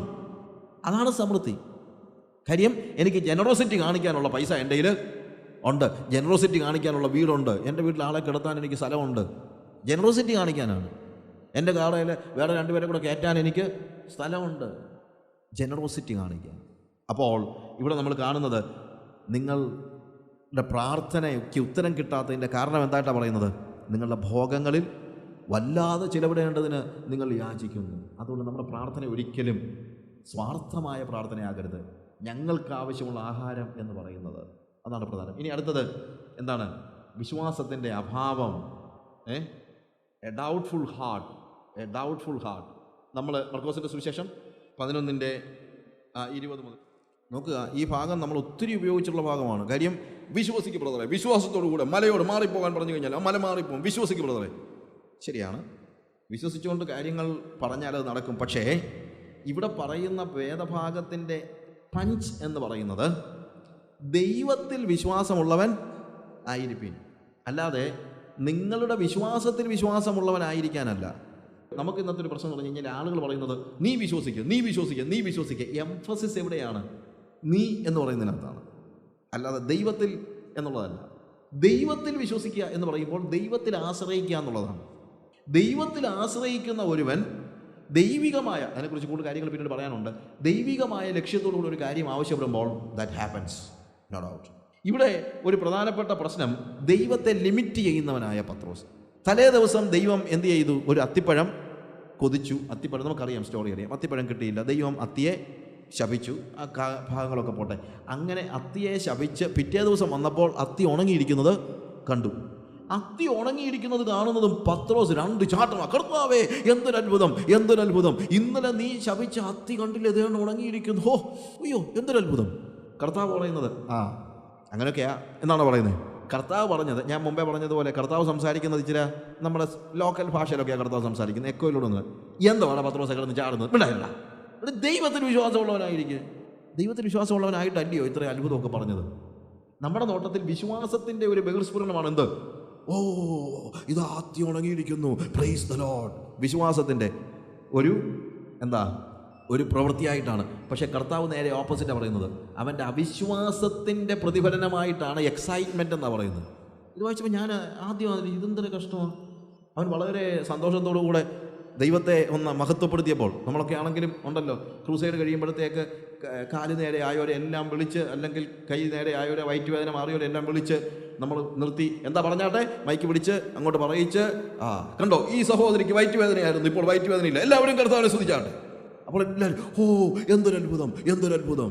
ഇത് തന്നെ പത്രോസും പറഞ്ഞു. അപ്പോൾ കർത്താവ് പറഞ്ഞു മിണ്ടായിരിക്കാൻ. അങ്ങനെയാണ് ഈ ക്രൂസൈഡുകാരോടൊക്കെ കർത്താവ് എത്ര പ്രാവശ്യം പറയണം വേണ്ടായിരിക്കുന്നത്.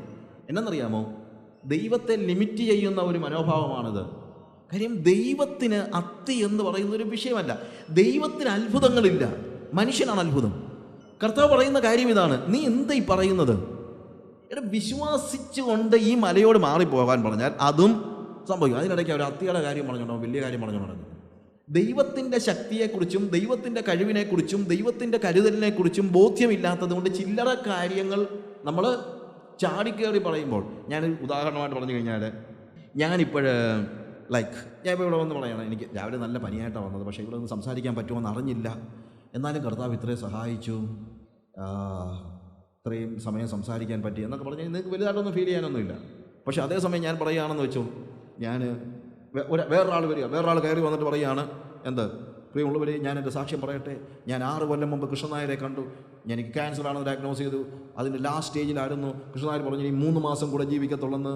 3 മാസം മാത്രം കൃഷ്ണനായർ എനിക്ക് സമയം തന്നപ്പോൾ ഇതിപ്പോൾ 6 വർഷം കഴിഞ്ഞിരിക്കുന്നു. ഇന്ന് നിങ്ങളുടെ മുമ്പിൽ വന്ന് ജീവനുള്ള സാക്ഷിയായി നിൽപ്പാൻ കർത്താവ് ഇടയാക്കിയത് ഓർത്ത് ഞാൻ കർത്താവിന് സ്തോത്രം ചെയ്ത് പറയുമ്പോൾ നിങ്ങളെല്ലാം എന്ത് ചെയ്യും? Hallelujah, hallelujah, praise the Lord. ഓ, കർത്താവിൻ്റെ ഒരു അത്ഭുതം നോക്കണേ. പനി അന്ന് രാവിലെ എനിക്ക് പനിയായിരുന്നു, കർത്താവ് പനി മാറ്റിയെന്ന് പറഞ്ഞപ്പോൾ നിങ്ങൾ എന്താ ഇത്രയും എക്സൈറ്റഡ് ആകാഞ്ഞ്? ഓ, അത് പനിയല്ല, അതിപ്പോൾ ഒരു പാരസെറ്റമോൾ കഴിച്ചാലും മാറാനുള്ളതേ ഉള്ളൂ. അതുപോലാണോ ക്യാൻസറൊക്കെ? കർത്താവ് പനി മാറ്റുന്ന പോലെയാണോ ബ്രദറെ ക്യാൻസറാ സൗഖ്യമാക്കിയിരിക്കുന്നത്? അതിനെന്താ, കർത്താവിന് പനിയും ക്യാൻസറും എല്ലാം ഒരുപോലെ ഉള്ളൂ. അതറിയാൻ വയ്യാത്തവനാണ് ക്യാൻസർ സൗഖ്യമായെന്ന് പറയുമ്പോഴത്തേക്ക് കിടന്ന് ചാടുന്നത്. പനി മാറിയതിനും ക്യാൻസർ മാറിയതിനും ഒരുപോലെ കർത്താവിന് സ്തോത്രം ചെയ്യണം. കാര്യം രണ്ടും കർത്താവിൻ്റെ മനസ്സലിവിൻ്റെ ചിഹ്നമായി അവൻ ചെയ്ത കാര്യങ്ങളാണ്. എന്നോട് മനസ്സലിവ് ഉണ്ടായിരുന്നുകൊണ്ട് എൻ്റെ പനി മാറ്റി, വേറൊരാളോട് മനസ്സലിവ് ഉണ്ടായിരുന്നുകൊണ്ട് അവൻ്റെ ക്യാൻസർ മാറ്റി. അപ്പോൾ ക്യാൻസർ മാറുമ്പോൾ വലിയ സ്തോത്രവും പനി മാറുമ്പോൾ ചെറിയ സ്തോത്രവും വരുന്നത് വിശ്വാസമില്ലാത്തത് കൊണ്ടാണ്, ദൈവത്തെ അറിയാൻ വയ്യാത്തത് കൊണ്ടാണ്. ഇല്ലേ, ദൈവത്തെ അറിയാൻ വയ്യാത്തത് കൊണ്ടാണ്. ചിലപ്പോൾ ആളുകൾ ഓരോരുത്തരിപ്പം നമ്മളിപ്പം MV ദേവനോ അല്ലെങ്കിൽ ഇവിടുത്തെ ഒരു നല്ല ഒരു നന്നായിട്ട് പെയിൻറ്റ് ചെയ്യുന്ന ഒരു ആൾ, സംബടി എം എഫ് ഹുസൈൻ ഇവിടെ വന്നു കഴിഞ്ഞിട്ട് ചുമ്മാ ഇങ്ങനെ ഇരുന്നപ്പോഴത്തേക്ക് ഇദ്ദേഹം ഇവിടെ ഒരു കാക്കയെ വരച്ചെന്ന് വെച്ചു. കാക്കയെ വരച്ച് കഴിയുമ്പോഴത്തേക്ക് എം എഫ് ഹുസൈനെ വിളിച്ച്, യോ സാർ വരച്ചാണോ ഇത്? യോ വളരെ മനോഹരമായിരിക്കുന്നു കേട്ടോ, യോ ഇങ്ങനെയൊക്കെ വരയ്ക്കാൻ അറിയാമോ എന്നൊക്കെ ചോദിച്ചു കഴിഞ്ഞാൽ പുള്ളിക്ക് എന്തോ തോന്നുന്നു? എം എഫ് ഹുസൈൻ്റെ ഒരു പെയിൻറ്റിങ് വേണമെങ്കിൽ ഈ ബിൽഡിംഗ് മുഴുവൻ വിൽക്കേണ്ടി വരും. എം എഫ് ഹുസൈൻ്റെ ഒരു പെയിൻറ്റിങ് വേണമെങ്കിൽ ഈ ബിൽഡിംഗ് മുഴുവൻ വിൽക്കേണ്ടി വരും. ആ സമയത്ത് അദ്ദേഹം ഇവിടെ വന്നിട്ട് കാക്കയെ വരച്ചതിന് നമ്മൾ ഇത്രയും വലിയ എക്സൈറ്റഡ് ആയി കഴിഞ്ഞാൽ എന്താ അതിൻ്റെ സ്റ്റേജ്? ഇതുപോലെയൊക്കെ ഉള്ളൂ നമ്മൾ കർത്താവ് നമ്മളെ സൗഖ്യമാക്കിയ കാര്യമൊക്കെ പറഞ്ഞ് കിടന്ന് ചാടുന്നത്. നമ്മൾ നന്ദിയുള്ളവരായിരിക്കണം, പക്ഷേ എക്സൈറ്റഡ് ആകേണ്ട കാര്യമൊന്നുമില്ല. നന്ദിയുള്ളവരായിരിക്കണം നമ്മൾ കർത്താവിൻ്റെ. അതാണ് ദൈവത്തിൽ വിശ്വാസമുള്ളവൻ ആയിരിപ്പീൻ. ചാടിയപ്പോഴാണ് പറഞ്ഞത്.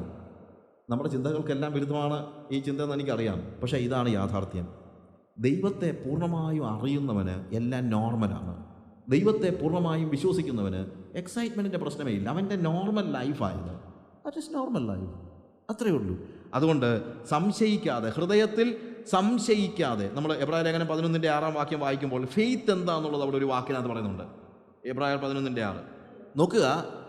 വിശ്വാസം കൂടാതെ ദൈവത്തെ പ്രസാദിപ്പിക്കാൻ ആർക്കും കഴിയുന്നതല്ല. വിശ്വാസത്തെക്കുറിച്ച് ശരിക്കും ഇറ്റ്സ് വളരെ ഡീപ്പ് എന്ന് പറഞ്ഞു കഴിഞ്ഞാൽ കുറേ ആഴത്തിൽ നമ്മൾ മനസ്സിലാക്കേണ്ട കാര്യമാണ്. അവിടെ ഫെയ്ത്തിനെ കുറിച്ച് പറയുന്ന ഒരു പ്രധാനപ്പെട്ട കാര്യമുണ്ട്. വിശ്വാസം എന്നതോ ആശിക്കുന്നതിൻ്റെ ഉറപ്പും കാണാത്ത കാര്യങ്ങളുടെ നിശ്ചയമാകുന്നു.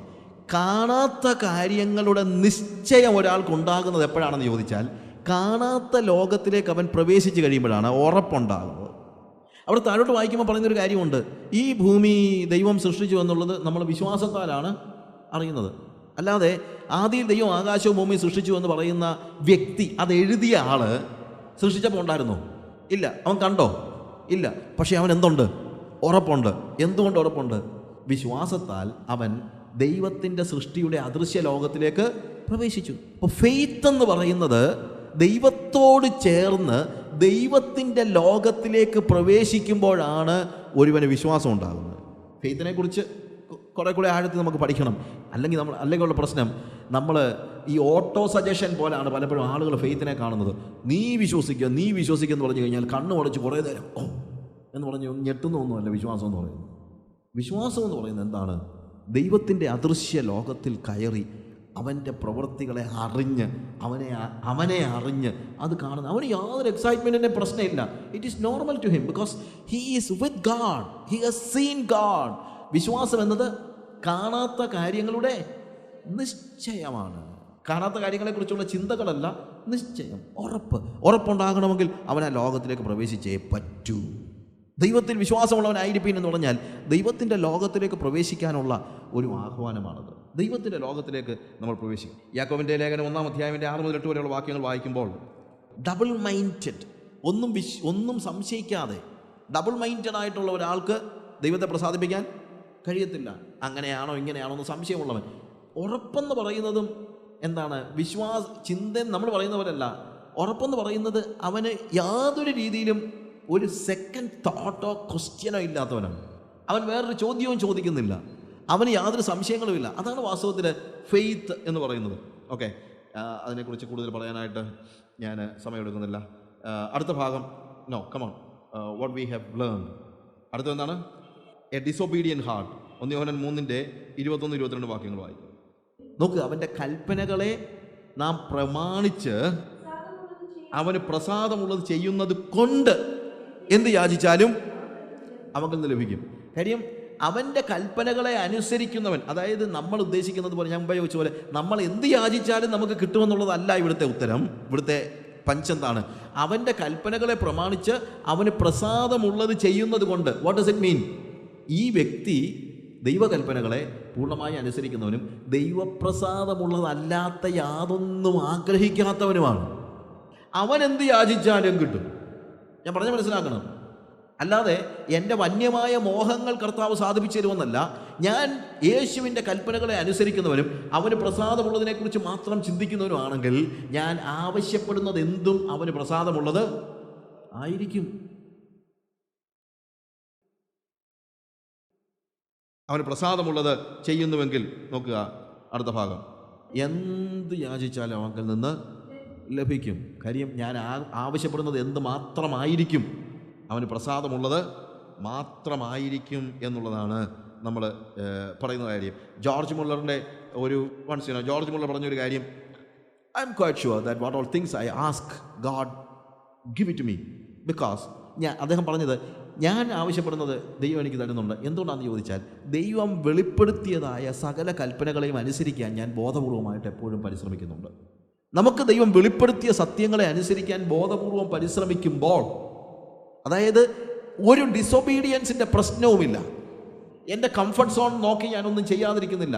പൂർണ്ണമായും ദൈവത്തെ അനുസരിക്കാൻ ഉള്ള ഒരു വലിയ ഒരു തീരുമാനം. അദ്ദേഹം പറഞ്ഞ കാര്യം ഇതാണ്, I pray for the salvation, I have no doubt that it is the will of God to save them. അദ്ദേഹത്തിൻ്റെ പ്രത്യേകത, അദ്ദേഹം ജീവിച്ചിരുന്നപ്പോൾ പല ആളുകൾക്ക് വേണ്ടി അദ്ദേഹം സാൽവേഷന് വേണ്ടി, അല്ലെങ്കിൽ പല ആളുകൾ രക്ഷയ്ക്ക് വേണ്ടി അദ്ദേഹം പ്രാർത്ഥിച്ചിരുന്നു. അങ്ങനെ ഒരു ലിസ്റ്റ് തന്നെ ഉണ്ടാക്കിയിട്ട് അദ്ദേഹം എന്ത് ചെയ്യുമെന്നറിയാമോ? പ്രാർത്ഥിച്ച് രക്ഷിക്കപ്പെടുമ്പോൾ അവരുടെ ആ ലിസ്റ്റിൽ നിന്ന് അവരെ മാറ്റും. അങ്ങനെ രക്ഷിക്കപ്പെടാനുള്ളവരുടെ ഒരു ലിസ്റ്റ് പല പ്രാവശ്യമായിട്ട് അദ്ദേഹം എഴുതി. അനേക വർഷങ്ങൾ അദ്ദേഹം ജീവിച്ചിരുന്നു. അങ്ങനെ ജീവിച്ചിരുന്ന സമയത്ത് അദ്ദേഹം പ്രാർത്ഥിച്ചത് പലപ്പോഴായിട്ട് 30,000 ആളുകൾക്ക് വേണ്ടിയാണ്. He prayed for 30,000 people and for their salvation. അതിനകത്ത് ഓൾമോസ്റ്റ് എവ്രിബഡി അക്സെപ്റ്റഡ് ജീസസ്. അദ്ദേഹം പ്രാർത്ഥിച്ച് അത് വാസ്തവത്തിൽ ആ കോൺഫിഡൻസ് എന്തുകൊണ്ടാണെന്ന് ചോദിച്ചപ്പോൾ അദ്ദേഹം പറഞ്ഞ ആൻസർ എന്താണെന്ന് ചോദിച്ചു കഴിഞ്ഞാൽ, അദ്ദേഹം 5 കണ്ടീഷൻസ് പറഞ്ഞു.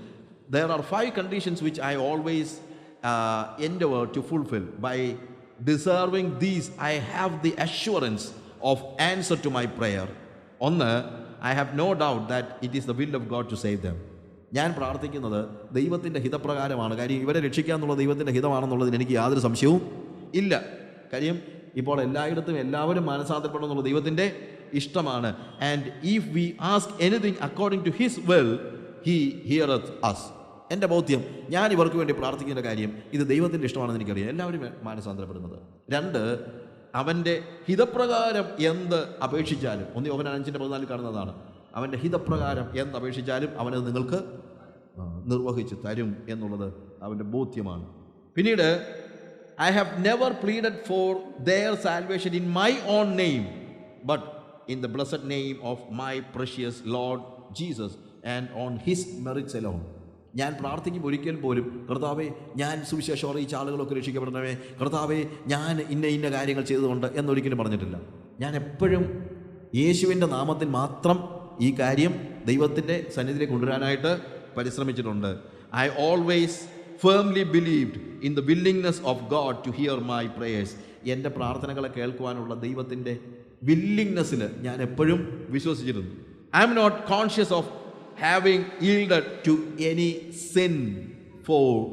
അദ്ദേഹം പറഞ്ഞത്, ഞാൻ ബോധപൂർവമായി ഏതെങ്കിലും പാപത്തിന് അടിമപ്പെട്ട് കിടക്കുന്നതായിട്ട് എനിക്ക് ബോധ്യമില്ല, ബോധപൂർവമായിട്ട്. എന്നിട്ട് I have perceived in believing prayer for more than 52 years for some and continue till the answer comes. ഞാൻ ദൈവസന്നിധിയിൽ പ്രാർത്ഥിച്ച് നിർത്തുന്നില്ല, ഞാൻ എന്ത് ചെയ്യുന്നു? ദൈവസന്നിധിയിൽ കണ്ടിന്യൂ ചെയ്യുന്നു. അദ്ദേഹം പറഞ്ഞത്, കഴിഞ്ഞ 52 വർഷമായിട്ട് ചില ആളുകൾക്ക് വേണ്ടി ഞാൻ പ്രാർത്ഥിച്ചിട്ടുണ്ട്, അവരിതുവരെ രക്ഷിക്കപ്പെട്ടിട്ടില്ല, പക്ഷെ അവർ രക്ഷിക്കപ്പെടുന്നവരെ ഞാൻ പ്രാർത്ഥിച്ചുകൊണ്ടിരിക്കുന്നു. 52 വർഷം ഒരു വ്യക്തിക്ക് വേണ്ടി പ്രാർത്ഥിച്ചിട്ട് അയാൾ രക്ഷിക്കപ്പെട്ടില്ല, എന്നിട്ട് ജോർജ് മുള്ളർ പറയുക, ഞാൻ നിർത്തത്തില്ല, ഞാൻ ഇനിയും പ്രാർത്ഥിക്കുമെന്ന്. കാര്യം അത് ദൈവത്തിൻ്റെ ഹിതമാണെന്നുള്ളത് എനിക്ക് അറിയാം. നമ്മുടെയൊക്കെ പ്രശ്നം എന്താണെന്ന് വെച്ച് കഴിഞ്ഞാൽ, നമ്മുടെ പ്രാർത്ഥനയുടെ ഏറ്റവും വലിയ ഹിൻഡ്രൻസ് എന്താണെന്ന് വെച്ചാൽ പെർസിവറൻസ് ഇല്ല.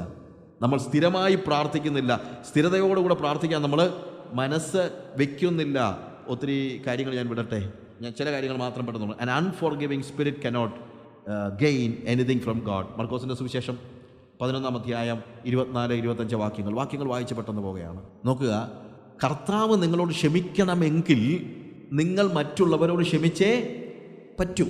ഇത് മറ്റൊരർത്ഥത്തില്ല. ശരിക്കും പറഞ്ഞു കഴിഞ്ഞാൽ നമ്മളോട് കർത്താവ് ആദ്യം ക്ഷമിച്ചത് ഒരു കണ്ടീഷനും ഇല്ലാതാണ്.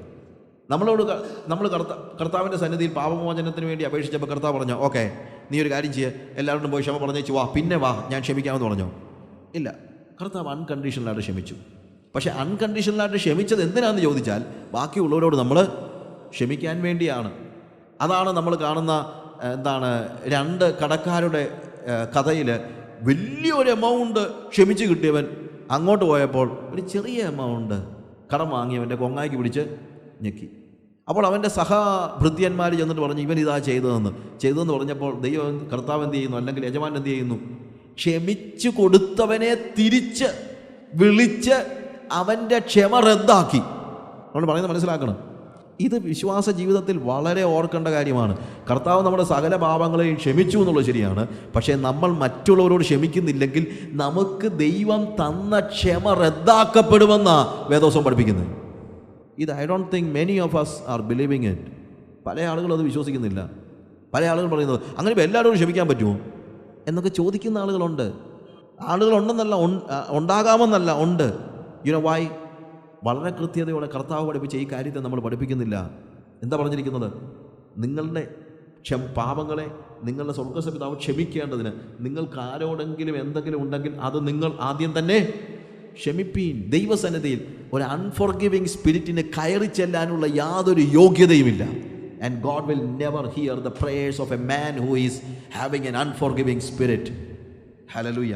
അടുത്തതായിട്ട് മാരിറ്റൽ റിലേഷൻഷിപ്പിലെ കാര്യമാണ്. പത്രോസിൻ്റെ ലേഖനം വായിക്കുമ്പോൾ അതിൻ്റെ 3-ാം അധ്യായം 7-ാം വാക്യം വായിക്കുമ്പോഴത്തേക്ക് അവിടെ കാണുന്ന ഒരു കാര്യം, നിങ്ങളുടെ കുടുംബജീവിതത്തിൽ ശരിയായ കുടുംബജീവിതമല്ല നയിക്കുന്നതെങ്കിൽ പ്രാർത്ഥനയ്ക്ക് ഉത്തരം കിട്ടത്തില്ലെന്നല്ല അവിടെ പറയുന്നത്, പ്രാർത്ഥിക്കാൻ പോലും പറ്റത്തില്ലെന്നാണ്. പ്രാർത്ഥനയ്ക്ക് ഉത്തരം കിട്ടുന്ന പിന്നത്തെ കാര്യമല്ലയോ അവിടെ എഴുതിയിരിക്കുന്നതാണ്, നിങ്ങളുടെ പ്രാർത്ഥനയ്ക്ക് മുടക്കം വരാതിരിക്കേണ്ടതിന്. എന്ന് വെച്ച് കഴിഞ്ഞാൽ കുടുംബജീവിതത്തിൽ വഴക്കുണ്ടാക്കിയിട്ട് ഭാര്യയെ തല്ലിയിട്ട് ഭർത്താവിനെ പള്ളു പറഞ്ഞു വെച്ച് പോയിരുന്ന് പായിട്ട് പ്രാർത്ഥിച്ചാൽ ഒരു രക്ഷയില്ല. What is needed is piece in your family. കുടുംബത്തിൽ സമാധാനം ഉണ്ടാക്കുന്നവരായിരിക്കണം നമ്മൾ. നമ്മുടെ കുടുംബത്തിൽ പ്രാക്ടീസ് ചെയ്യാൻ കഴിയാത്ത കാര്യം അതിനുശേഷം പോയി പ്രാർത്ഥിച്ചാൽ ഒരു പ്രയോജനം ഉണ്ടാകുന്നില്ല. പ്രാർത്ഥിക്കാൻ കഴിയത്തില്ലല്ലോ, ആത്മാർത്ഥതയോടെ പ്രാർത്ഥിക്കാൻ കഴിയത്തില്ല. നിങ്ങളുടെ കുടുംബജീവിതം വളരെ പ്രാധാന്യമറിയിക്കുന്നു. നിങ്ങളുടെ ആത്മീയതയുടെ എല്ലാം ചരടുകളെ എല്ലാത്തിനെയും നിയന്ത്രിക്കുന്ന ചരട് നിങ്ങളുടെ ഫാമിലിയിലായിരിക്കുന്നത്. So we need to see that every Christian is having a sound marital relationship with his partner. നമ്മുടെ പങ്കാളിയുമായി വളരെ ആത്മീയമായ ഒരു കുടുംബ ബന്ധം വെച്ച് പുലർത്തുന്നത് വളരെ ആഗ്രഹം ആവശ്യമായിരിക്കണം. 37-ാം സങ്കീർത്തനം 4-ാം വാക്യത്തിൽ distorted delights causes it's a hindrance for your prayers. Psalms 37:4. യഹോവയിൽ തന്നെ രസിച്ചുകൊള്ളുക. ആ വാക്ക് അവിടുത്തെ പ്രാധാന്യം അർഹിക്കുന്ന ഒരു കാര്യമാണ്. Delight in the Lord. Delight. Your delight should be in the Lord and in no one else and nothing else. യഹോവയിലല്ലാതെ വേറൊരു വ്യക്തിയിലോ വേറൊരു കാര്യത്തിലോ രസിക്കുന്നുവെങ്കിൽ നമ്മുടെ പ്രാർത്ഥനയ്ക്ക് ഉത്തരം തരാൻ ദൈവത്തിന് നിബന്ധനയില്ല. So distorted delights is a hindrance to prayer. ഏറ്റവും ഒടുവിലായിട്ട് ദ പവേഴ്സ് ഓഫ് ഡാർക്ക്നെസ്. ഞാൻ ഇതിനെക്കുറിച്ച് ഇവിടെ സംസാരിക്കാനായിട്ട് സമയമെടുക്കുന്നില്ല. ഓഫ് കോഴ്സ് അത് കുറേ കൂടെ ഡിഫറെൻ്റ് ആയിട്ടുള്ള ഒരു സബ്ജക്റ്റാണ്. പിന്നെ ഞാൻ ഒരു കാര്യം പറയാം, ഈ ബാക്കിയുള്ള കാര്യമൊക്കെ അങ്ങ് ശരിയാക്കുക. ഈ കാര്യം ദൈവം നോക്കിക്കോളും. ഞാൻ ചിലപ്പോഴെങ്കിലും ആലോചിക്കാറുണ്ട്, ദാനിയേലിനോട് നമ്മൾ ആ വേദഭാഗം വായിക്കുമ്പോഴത്തേക്ക് ദൂതൻ വന്ന് പറയുന്നത്, നിൻ്റെ പ്രാർത്ഥനയ്ക്ക് ഉത്തരവുമായിട്ട് ഞാൻ വന്നു, പക്ഷേ പാഴ്സി രാജാവ് അതിനെ തടഞ്ഞു, അതുകൊണ്ട് ചെന്ന് പോരാട് എന്ന് ദാനിയേലിനോട് പറയുകയാണോ? അല്ല. ദാനിയേലിനോട് പറയുന്നത്, ഞാൻ തിരിച്ചു പോകുകയാണ്. എന്തിനു വേണ്ടി? പോരാട്ടത്തിന് വേണ്ടി. അതായത് അന്ധകാരത്തിൻ്റെ ശക്തിക്കെതിരെയുള്ള പോരാട്ടത്തിൽ നമ്മുടെ ഭാഗത്ത് നിന്ന് നമുക്ക് ദൈവത്തോട് ചേർന്ന് നിൽക്കാമെന്നുള്ളതല്ലാതെ പോരാട്ടത്തിൽ ഒരു നമ്മൾ ഉദ്ദേശിക്കുന്നത് പോലെ നമുക്ക് ചെയ്യാൻ കഴിയുന്ന കാര്യങ്ങളുടെ കാര്യം വളരെ ചുരുക്കമാണ്. നമുക്ക് ചെയ്യാൻ പറ്റുന്ന ഇത്രയേ ഉള്ളൂ, നമ്മൾ ദൈവത്തിൻ്റെ ഭാഗത്ത് നിൽക്കുക എന്നുള്ളതേ ഉള്ളൂ. നമ്മൾ ദൈവത്തിൻ്റെ ഭാഗത്ത് നിൽക്കുക. ഈ ബാക്കിയുള്ള പക്ഷേ പലപ്പോഴും ഉണ്ടാകുന്ന ഒരു പ്രശ്നം എന്ന് വെച്ച് കഴിഞ്ഞാൽ, നമ്മളിവിടുത്തെ സകല പ്രാർത്ഥനകളും തുടങ്ങുന്നത് തന്നെ സ്പിരിച്വൽ വാർഫെയറിലാണ്. തുടങ്ങുന്നത് തന്നെ എന്നാ ശക്തികളാണ്? ദേശാധിപതികളോടുള്ള പോരാട്ടമാണ് നമ്മുടെ തുടക്കം തന്നെ. ദേശാധിപതിയോടൊന്നുമല്ല പോരാടേണ്ടത്. ആദ്യം പോരാടേണ്ടത് നമ്മളുടെ ഉള്ളിൽ കുടിയിരിക്കുന്ന സാത്താന്യ ശക്തികളോട് ആദ്യം പോരാടേണ്ടത്. എല്ലാ പാപത്തിൻ്റെ അന്ധകാരവും നമ്മുടെ ഹൃദയത്തിൽ നിന്ന് മാറ്റി, അൺഫോർഗിവ്നെസ് മാറ്റി, നമ്മളുടെ ജലസി മാറ്റി, നമ്മുടെ കോപം മാറ്റി, നമ്മുടെ ഉള്ളിൽ കുടിയിരിക്കുന്ന എല്ലാ അന്ധകാരത്തെയും മാറ്റി കഴിഞ്ഞിട്ട് ബാക്കിയുള്ള കാര്യം പിന്നെ ആലോചിക്കാം. ഇതൊന്നും മാറ്റാതെ പോരാടാൻ പോയി കഴിഞ്ഞാൽ മിക്കവാറും പോരാട്ടം ഇങ്ങോട്ടും കൂടെ, അവിടെയൊക്കെയാണ് പോരാട്ടം തിരിച്ചടിക്കുന്നു പറയുന്നത്. അല്ലാതെ വിശുദ്ധനായ ഒരുത്തൻ പോരാടാൻ ചെന്ന് കഴിഞ്ഞാൽ ഒരു പോരാട്ടവും തിരിച്ചടിക്കത്തില്ല. അതിനാരും പേടിക്കുകയും വേണ്ട. ഞാൻ ഈ കഴിഞ്ഞ ദിവസം ആഫ്രിക്കയിലുണ്ടായിരുന്ന സമയത്ത് അവിടെ എല്ലാം പാസ്റ്റർമാരും പോലും മന്ത്രവാദികളുടെ പുറകെ പോവുകയാണ്. അവിടെ ഞാൻ ചെന്ന് കഴിഞ്ഞപ്പോഴത്തേക്ക് നമ്മളവിടെ ചലഞ്ച് ചെയ്തല്ലേ പറ്റിയുള്ള ആളുകൾ. I just challenge dum. I told dum, ഇവിടെ എന്ത് സോർസററോ എന്ത് കാര്യങ്ങളോ എന്ത് മന്ത്രമോ നിങ്ങൾ എനിക്കെതിരെ ചെയ്തോ? അവർ പേടിച്ചു പോയി. എടേ, അങ്ങനെ ഒരാൾ പറയാൻ പാസ്റ്റർമാർക്ക് എന്തില്ല കാര്യം? പാസ്റ്റർമാരും അതിൻ്റെ കൂടെ നടക്കുന്ന ആളുകളാണ്. നമുക്കെതിരെ ഒരു പോരാട്ടവും ഫലിക്കത്തില്ല. അതാണല്ലോ പറയുന്നത്, അതാണല്ലോ വേദോസം പഠിപ്പിക്കുന്നല്ലേ. ആഭിചാരം യാക്കോബിന് ഫലിക്കയില്ല. നമുക്കെതിരെ ഉള്ള പോരാട്ടത്തെക്കുറിച്ച് പോലും അല്ല വേദോസം ശരിക്കും പറയുന്നത്. നമുക്ക് പോരാട്ടമുള്ളത് ജഡരക്തങ്ങളോടല്ല, നമ്മുടെ പോരിൻ്റെ ആയുധങ്ങൾ ജഡീകങ്ങളല്ല. നമ്മൾ പോരാടത്തേ ഇല്ലല്ലോ. നമ്മൾ പോരാടാതിരിക്കുന്നത് കൊണ്ടാണ് പലപ്പോഴും സാത്താൻ നമ്മളോട് പോരാടുന്നത്. പിശാചിനോട് എതിർത്ത് നിൽപ്പീൻ, എന്നാൽ അവൻ നിങ്ങളെ വിട്ട് ഓടിപ്പോകും. നമ്മൾ പോരാടാൻ അങ്ങ് ചെന്നാൽ മതി. അല്ലാതെ നമ്മളോടുള്ള പോരാട്ടത്തെക്കുറിച്ച് ഇങ്ങനെ വലിയ വഴക്കുണ്ടാക്കിക്കൊണ്ടിരിക്കുമ്പോൾ അവൻ തന്നെ മനസ്സിലാക്കും നമ്മൾ പേടിച്ചിരിക്കുകയെന്ന്. അങ്ങനെ പേടിച്ചിരിക്കാനുള്ളവരല്ല നമ്മളങ്ങനെ പേടിച്ചിരിക്കാനുള്ള ആളുകൾ അല്ല. ഓക്കെ, ഞാൻ ആ ഭാഗത്തെക്കുറിച്ച് വിശദമായിട്ട് പറയാൻ ഉള്ള സമയം എനിക്കില്ലല്ലോ.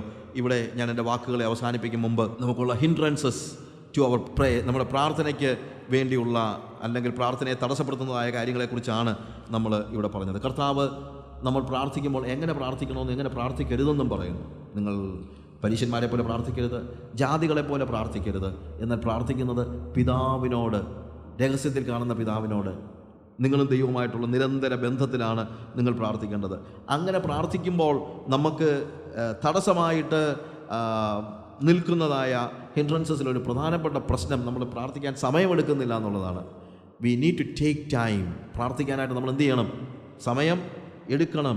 അതിൻ്റെ പ്രാധാന്യത്തെ നമ്മൾ തിരിച്ചറിയണം. We need to take time. And also നമ്മുടെ പ്രശ്നമെന്ന് പറയുന്നത് നമ്മുടെ ഫീലിങ്സ് അനുസരിച്ച് തോന്നിയാൽ പ്രാർത്ഥിക്കാൻ വേണ്ടിയല്ല. അതെന്താണ്? ഒരു വിൽ, വൊളീഷൻ. ഞാൻ പ്രാർത്ഥിക്കും, ഞാൻ പ്രാർത്ഥനയ്ക്ക് വേണ്ടി എൻ്റെ വില്ലിൽ നിന്ന് ഞാൻ എടുക്കുന്ന ഒരു തീരുമാനമാണ് ഏറ്റവും പ്രാധാന്യം അർഹിക്കുന്നതായ കാര്യം. എൻ്റെ ഫീലിംഗ് ഉണ്ടെങ്കിൽ നല്ലതാണ്, പക്ഷേ ഫീലിങ്ങിനപ്പുറത്ത് എൻ്റെ will power. Yes, I will pray, I need to pray. പ്രാർത്ഥനയുടെ പ്രാധാന്യത്തെക്കുറിച്ച് നമ്മൾ ഒത്തിരി കാര്യങ്ങൾ പഠിച്ചു. കർത്താവ് തൻ്റെ ശുശ്രൂഷകളെപ്പോലും മാറ്റിവെച്ച് പ്രാർത്ഥനയ്ക്ക് വേണ്ടി സമയം ചെലവഴിക്കുകയായിരുന്നു. നമ്മളും എന്ത് വേണം? ബാക്കി എന്ത് കാര്യങ്ങൾ നഷ്ടപ്പെടുത്തിയാലും, എന്ത് കാര്യങ്ങൾ നടന്നില്ലെങ്കിലും ദൈവസന്നിധിയിൽ പ്രാർത്ഥിക്കാനുള്ള വലിയൊരു തീരുമാനം നമ്മൾ എടുക്കണം. അതിനുവേണ്ടിയുള്ള എല്ലാ ഹിൻഡ്രൻസസിനെയും നമ്മൾ മാറ്റണം. നമ്മുടെ പ്രാർത്ഥനയെ തടസ്സപ്പെടുത്തുന്നതായ നമ്മുടെ പരസ്യ പാപങ്ങൾ, നമ്മുടെ ഹൃദയത്തിലെ പാപങ്ങൾ, നമ്മുടെ അന്തരംഗത്തിലെ പാപങ്ങൾ, അതിനെല്ലാം നമ്മൾ മാറ്റിക്കളഞ്ഞേ പറ്റൂ. നമ്മുടെ അൺഫോർഗിവിങ് സ്പിരിറ്റ്, മറ്റുള്ളവരോട് ക്ഷമിക്കാൻ കഴിയാത്തതായിട്ട് ഇന്ന് രാത്രിയിൽ എന്തെങ്കിലും കയ്പുള്ള വേര് നമ്മളുണ്ടെങ്കിൽ ഇന്ന് പറ, കർത്താവേ, എൻ്റെ പ്രാർത്ഥനയ്ക്ക് ഉത്തരം കിട്ടാത്ത രീതിയിൽ എന്നിലെ മറ്റുള്ളവരോടുള്ള കയ്പുള്ള വേര് ഉണക്കി കിടപ്പുണ്ട്, ഞാനതിനെ എടുത്ത് കളയുക. നമ്മുടെ ഭാഗത്ത് നമ്മൾ എടുത്ത് കളയണം. ഹല്ലേലൂയ. നമ്മുടെ ഭാഗത്ത് നിന്ന് മറ്റുള്ളവരോടുള്ള സ്നേഹത്തിന് തടസ്സമായി നിൽക്കുന്ന എന്തെങ്കിലും കാര്യങ്ങളുണ്ടെങ്കിൽ വിശ്വാസത്തിൻ്റെ ആ ലെവലിലേക്ക്, എന്താണ് വിശ്വാസം? ദൈവത്തിൻ്റെ ലോകത്തിലേക്ക് നമ്മൾ പ്രവേശിക്കുന്നതാണ് വാസ്തവത്തിൽ വിശ്വാസം, അല്ലാതെ മറ്റൊന്നുമല്ല. ഭൗമികമായ മോഹങ്ങളിൽ കുടുങ്ങിക്കിടക്കുന്ന ഒരു വ്യക്തിക്ക് ദൈവത്തിൻ്റെ ലോകത്തിലേക്ക് പ്രവേശിക്കാൻ കഴിയത്തില്ല.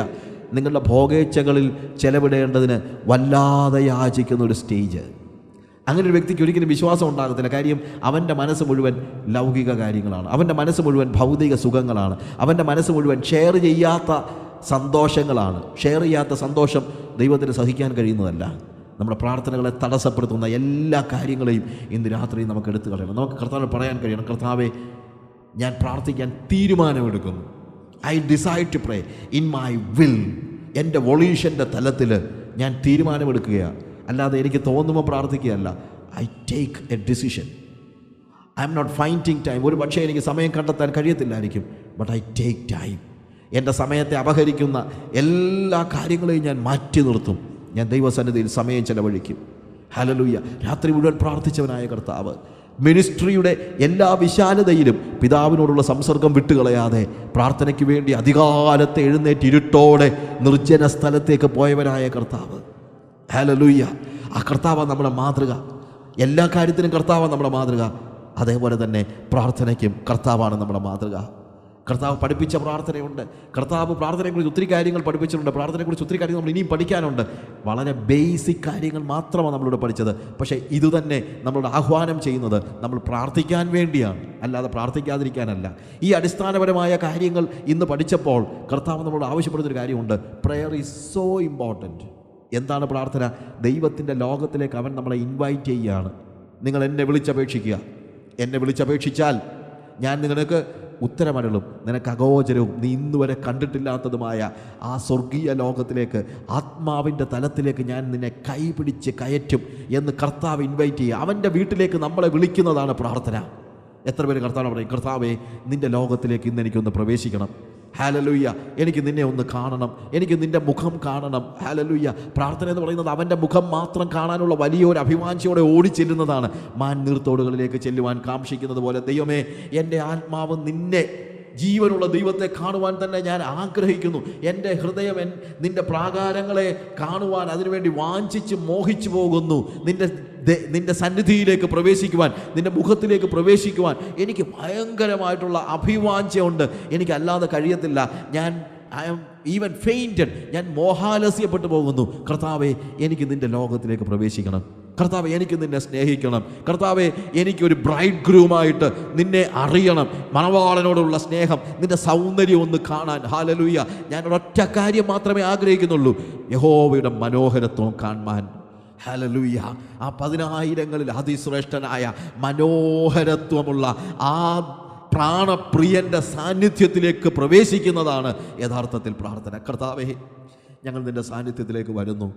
കർത്താവേ, നീ തരുന്ന കാര്യങ്ങൾക്ക് വേണ്ടിയല്ല, നിന്നെ തന്നെ അറിയാനായിട്ട് ഞങ്ങൾ നിൻ്റെ സാന്നിധ്യത്തിലേക്ക് വരുന്നു. കർത്താവേ, നിൻ്റെ സൗന്ദര്യം കാണുവാൻ. കർത്താവേ, നീ ഞങ്ങൾക്കൊരു മീൻസ് അല്ല. കർത്താവേ, നീ ഞങ്ങളുടെ ഒരു എൻഡാണ്. കർത്താവേ, നിൻ്റെ സാന്നിധ്യം അനുഭവിപ്പാൻ നീ ഞങ്ങളെ ഒരിക്കലൂടെ സഹായിക്കണമേ. കർത്താവേ, നിൻ്റെ സാന്നിധ്യത്തിൻ്റെ നിറവിലേക്ക് ഞങ്ങളെ നയിക്കണമേ. ഇന്ന് രാത്രിയിൽ ഞങ്ങളുടെ ഫീലിംഗ് അനുസരിച്ചല്ല, കർത്താവേ, ഞങ്ങൾക്ക് തോന്നുന്നത് കൊണ്ടല്ല, ഞങ്ങൾ പ്രാർത്ഥിക്കുവാൻ ഞങ്ങളുടെ ബോധതലത്തിൽ ഇന്നൊരു തീരുമാനമെടുക്കുന്നു. കർത്താവേ, നിൻ്റെ സാന്നിധ്യത്തിൻ്റെ ആ നിറവ് ലഭിക്കുന്നതിന് തടസ്സമായി എന്ത് ഞങ്ങളുടെ ജീവിതത്തിലുണ്ടെങ്കിലും അതിനെ ഞങ്ങൾ വലിച്ചെറിഞ്ഞ് കളയുന്നു. കർത്താവേ, ഹല്ലേലൂയ.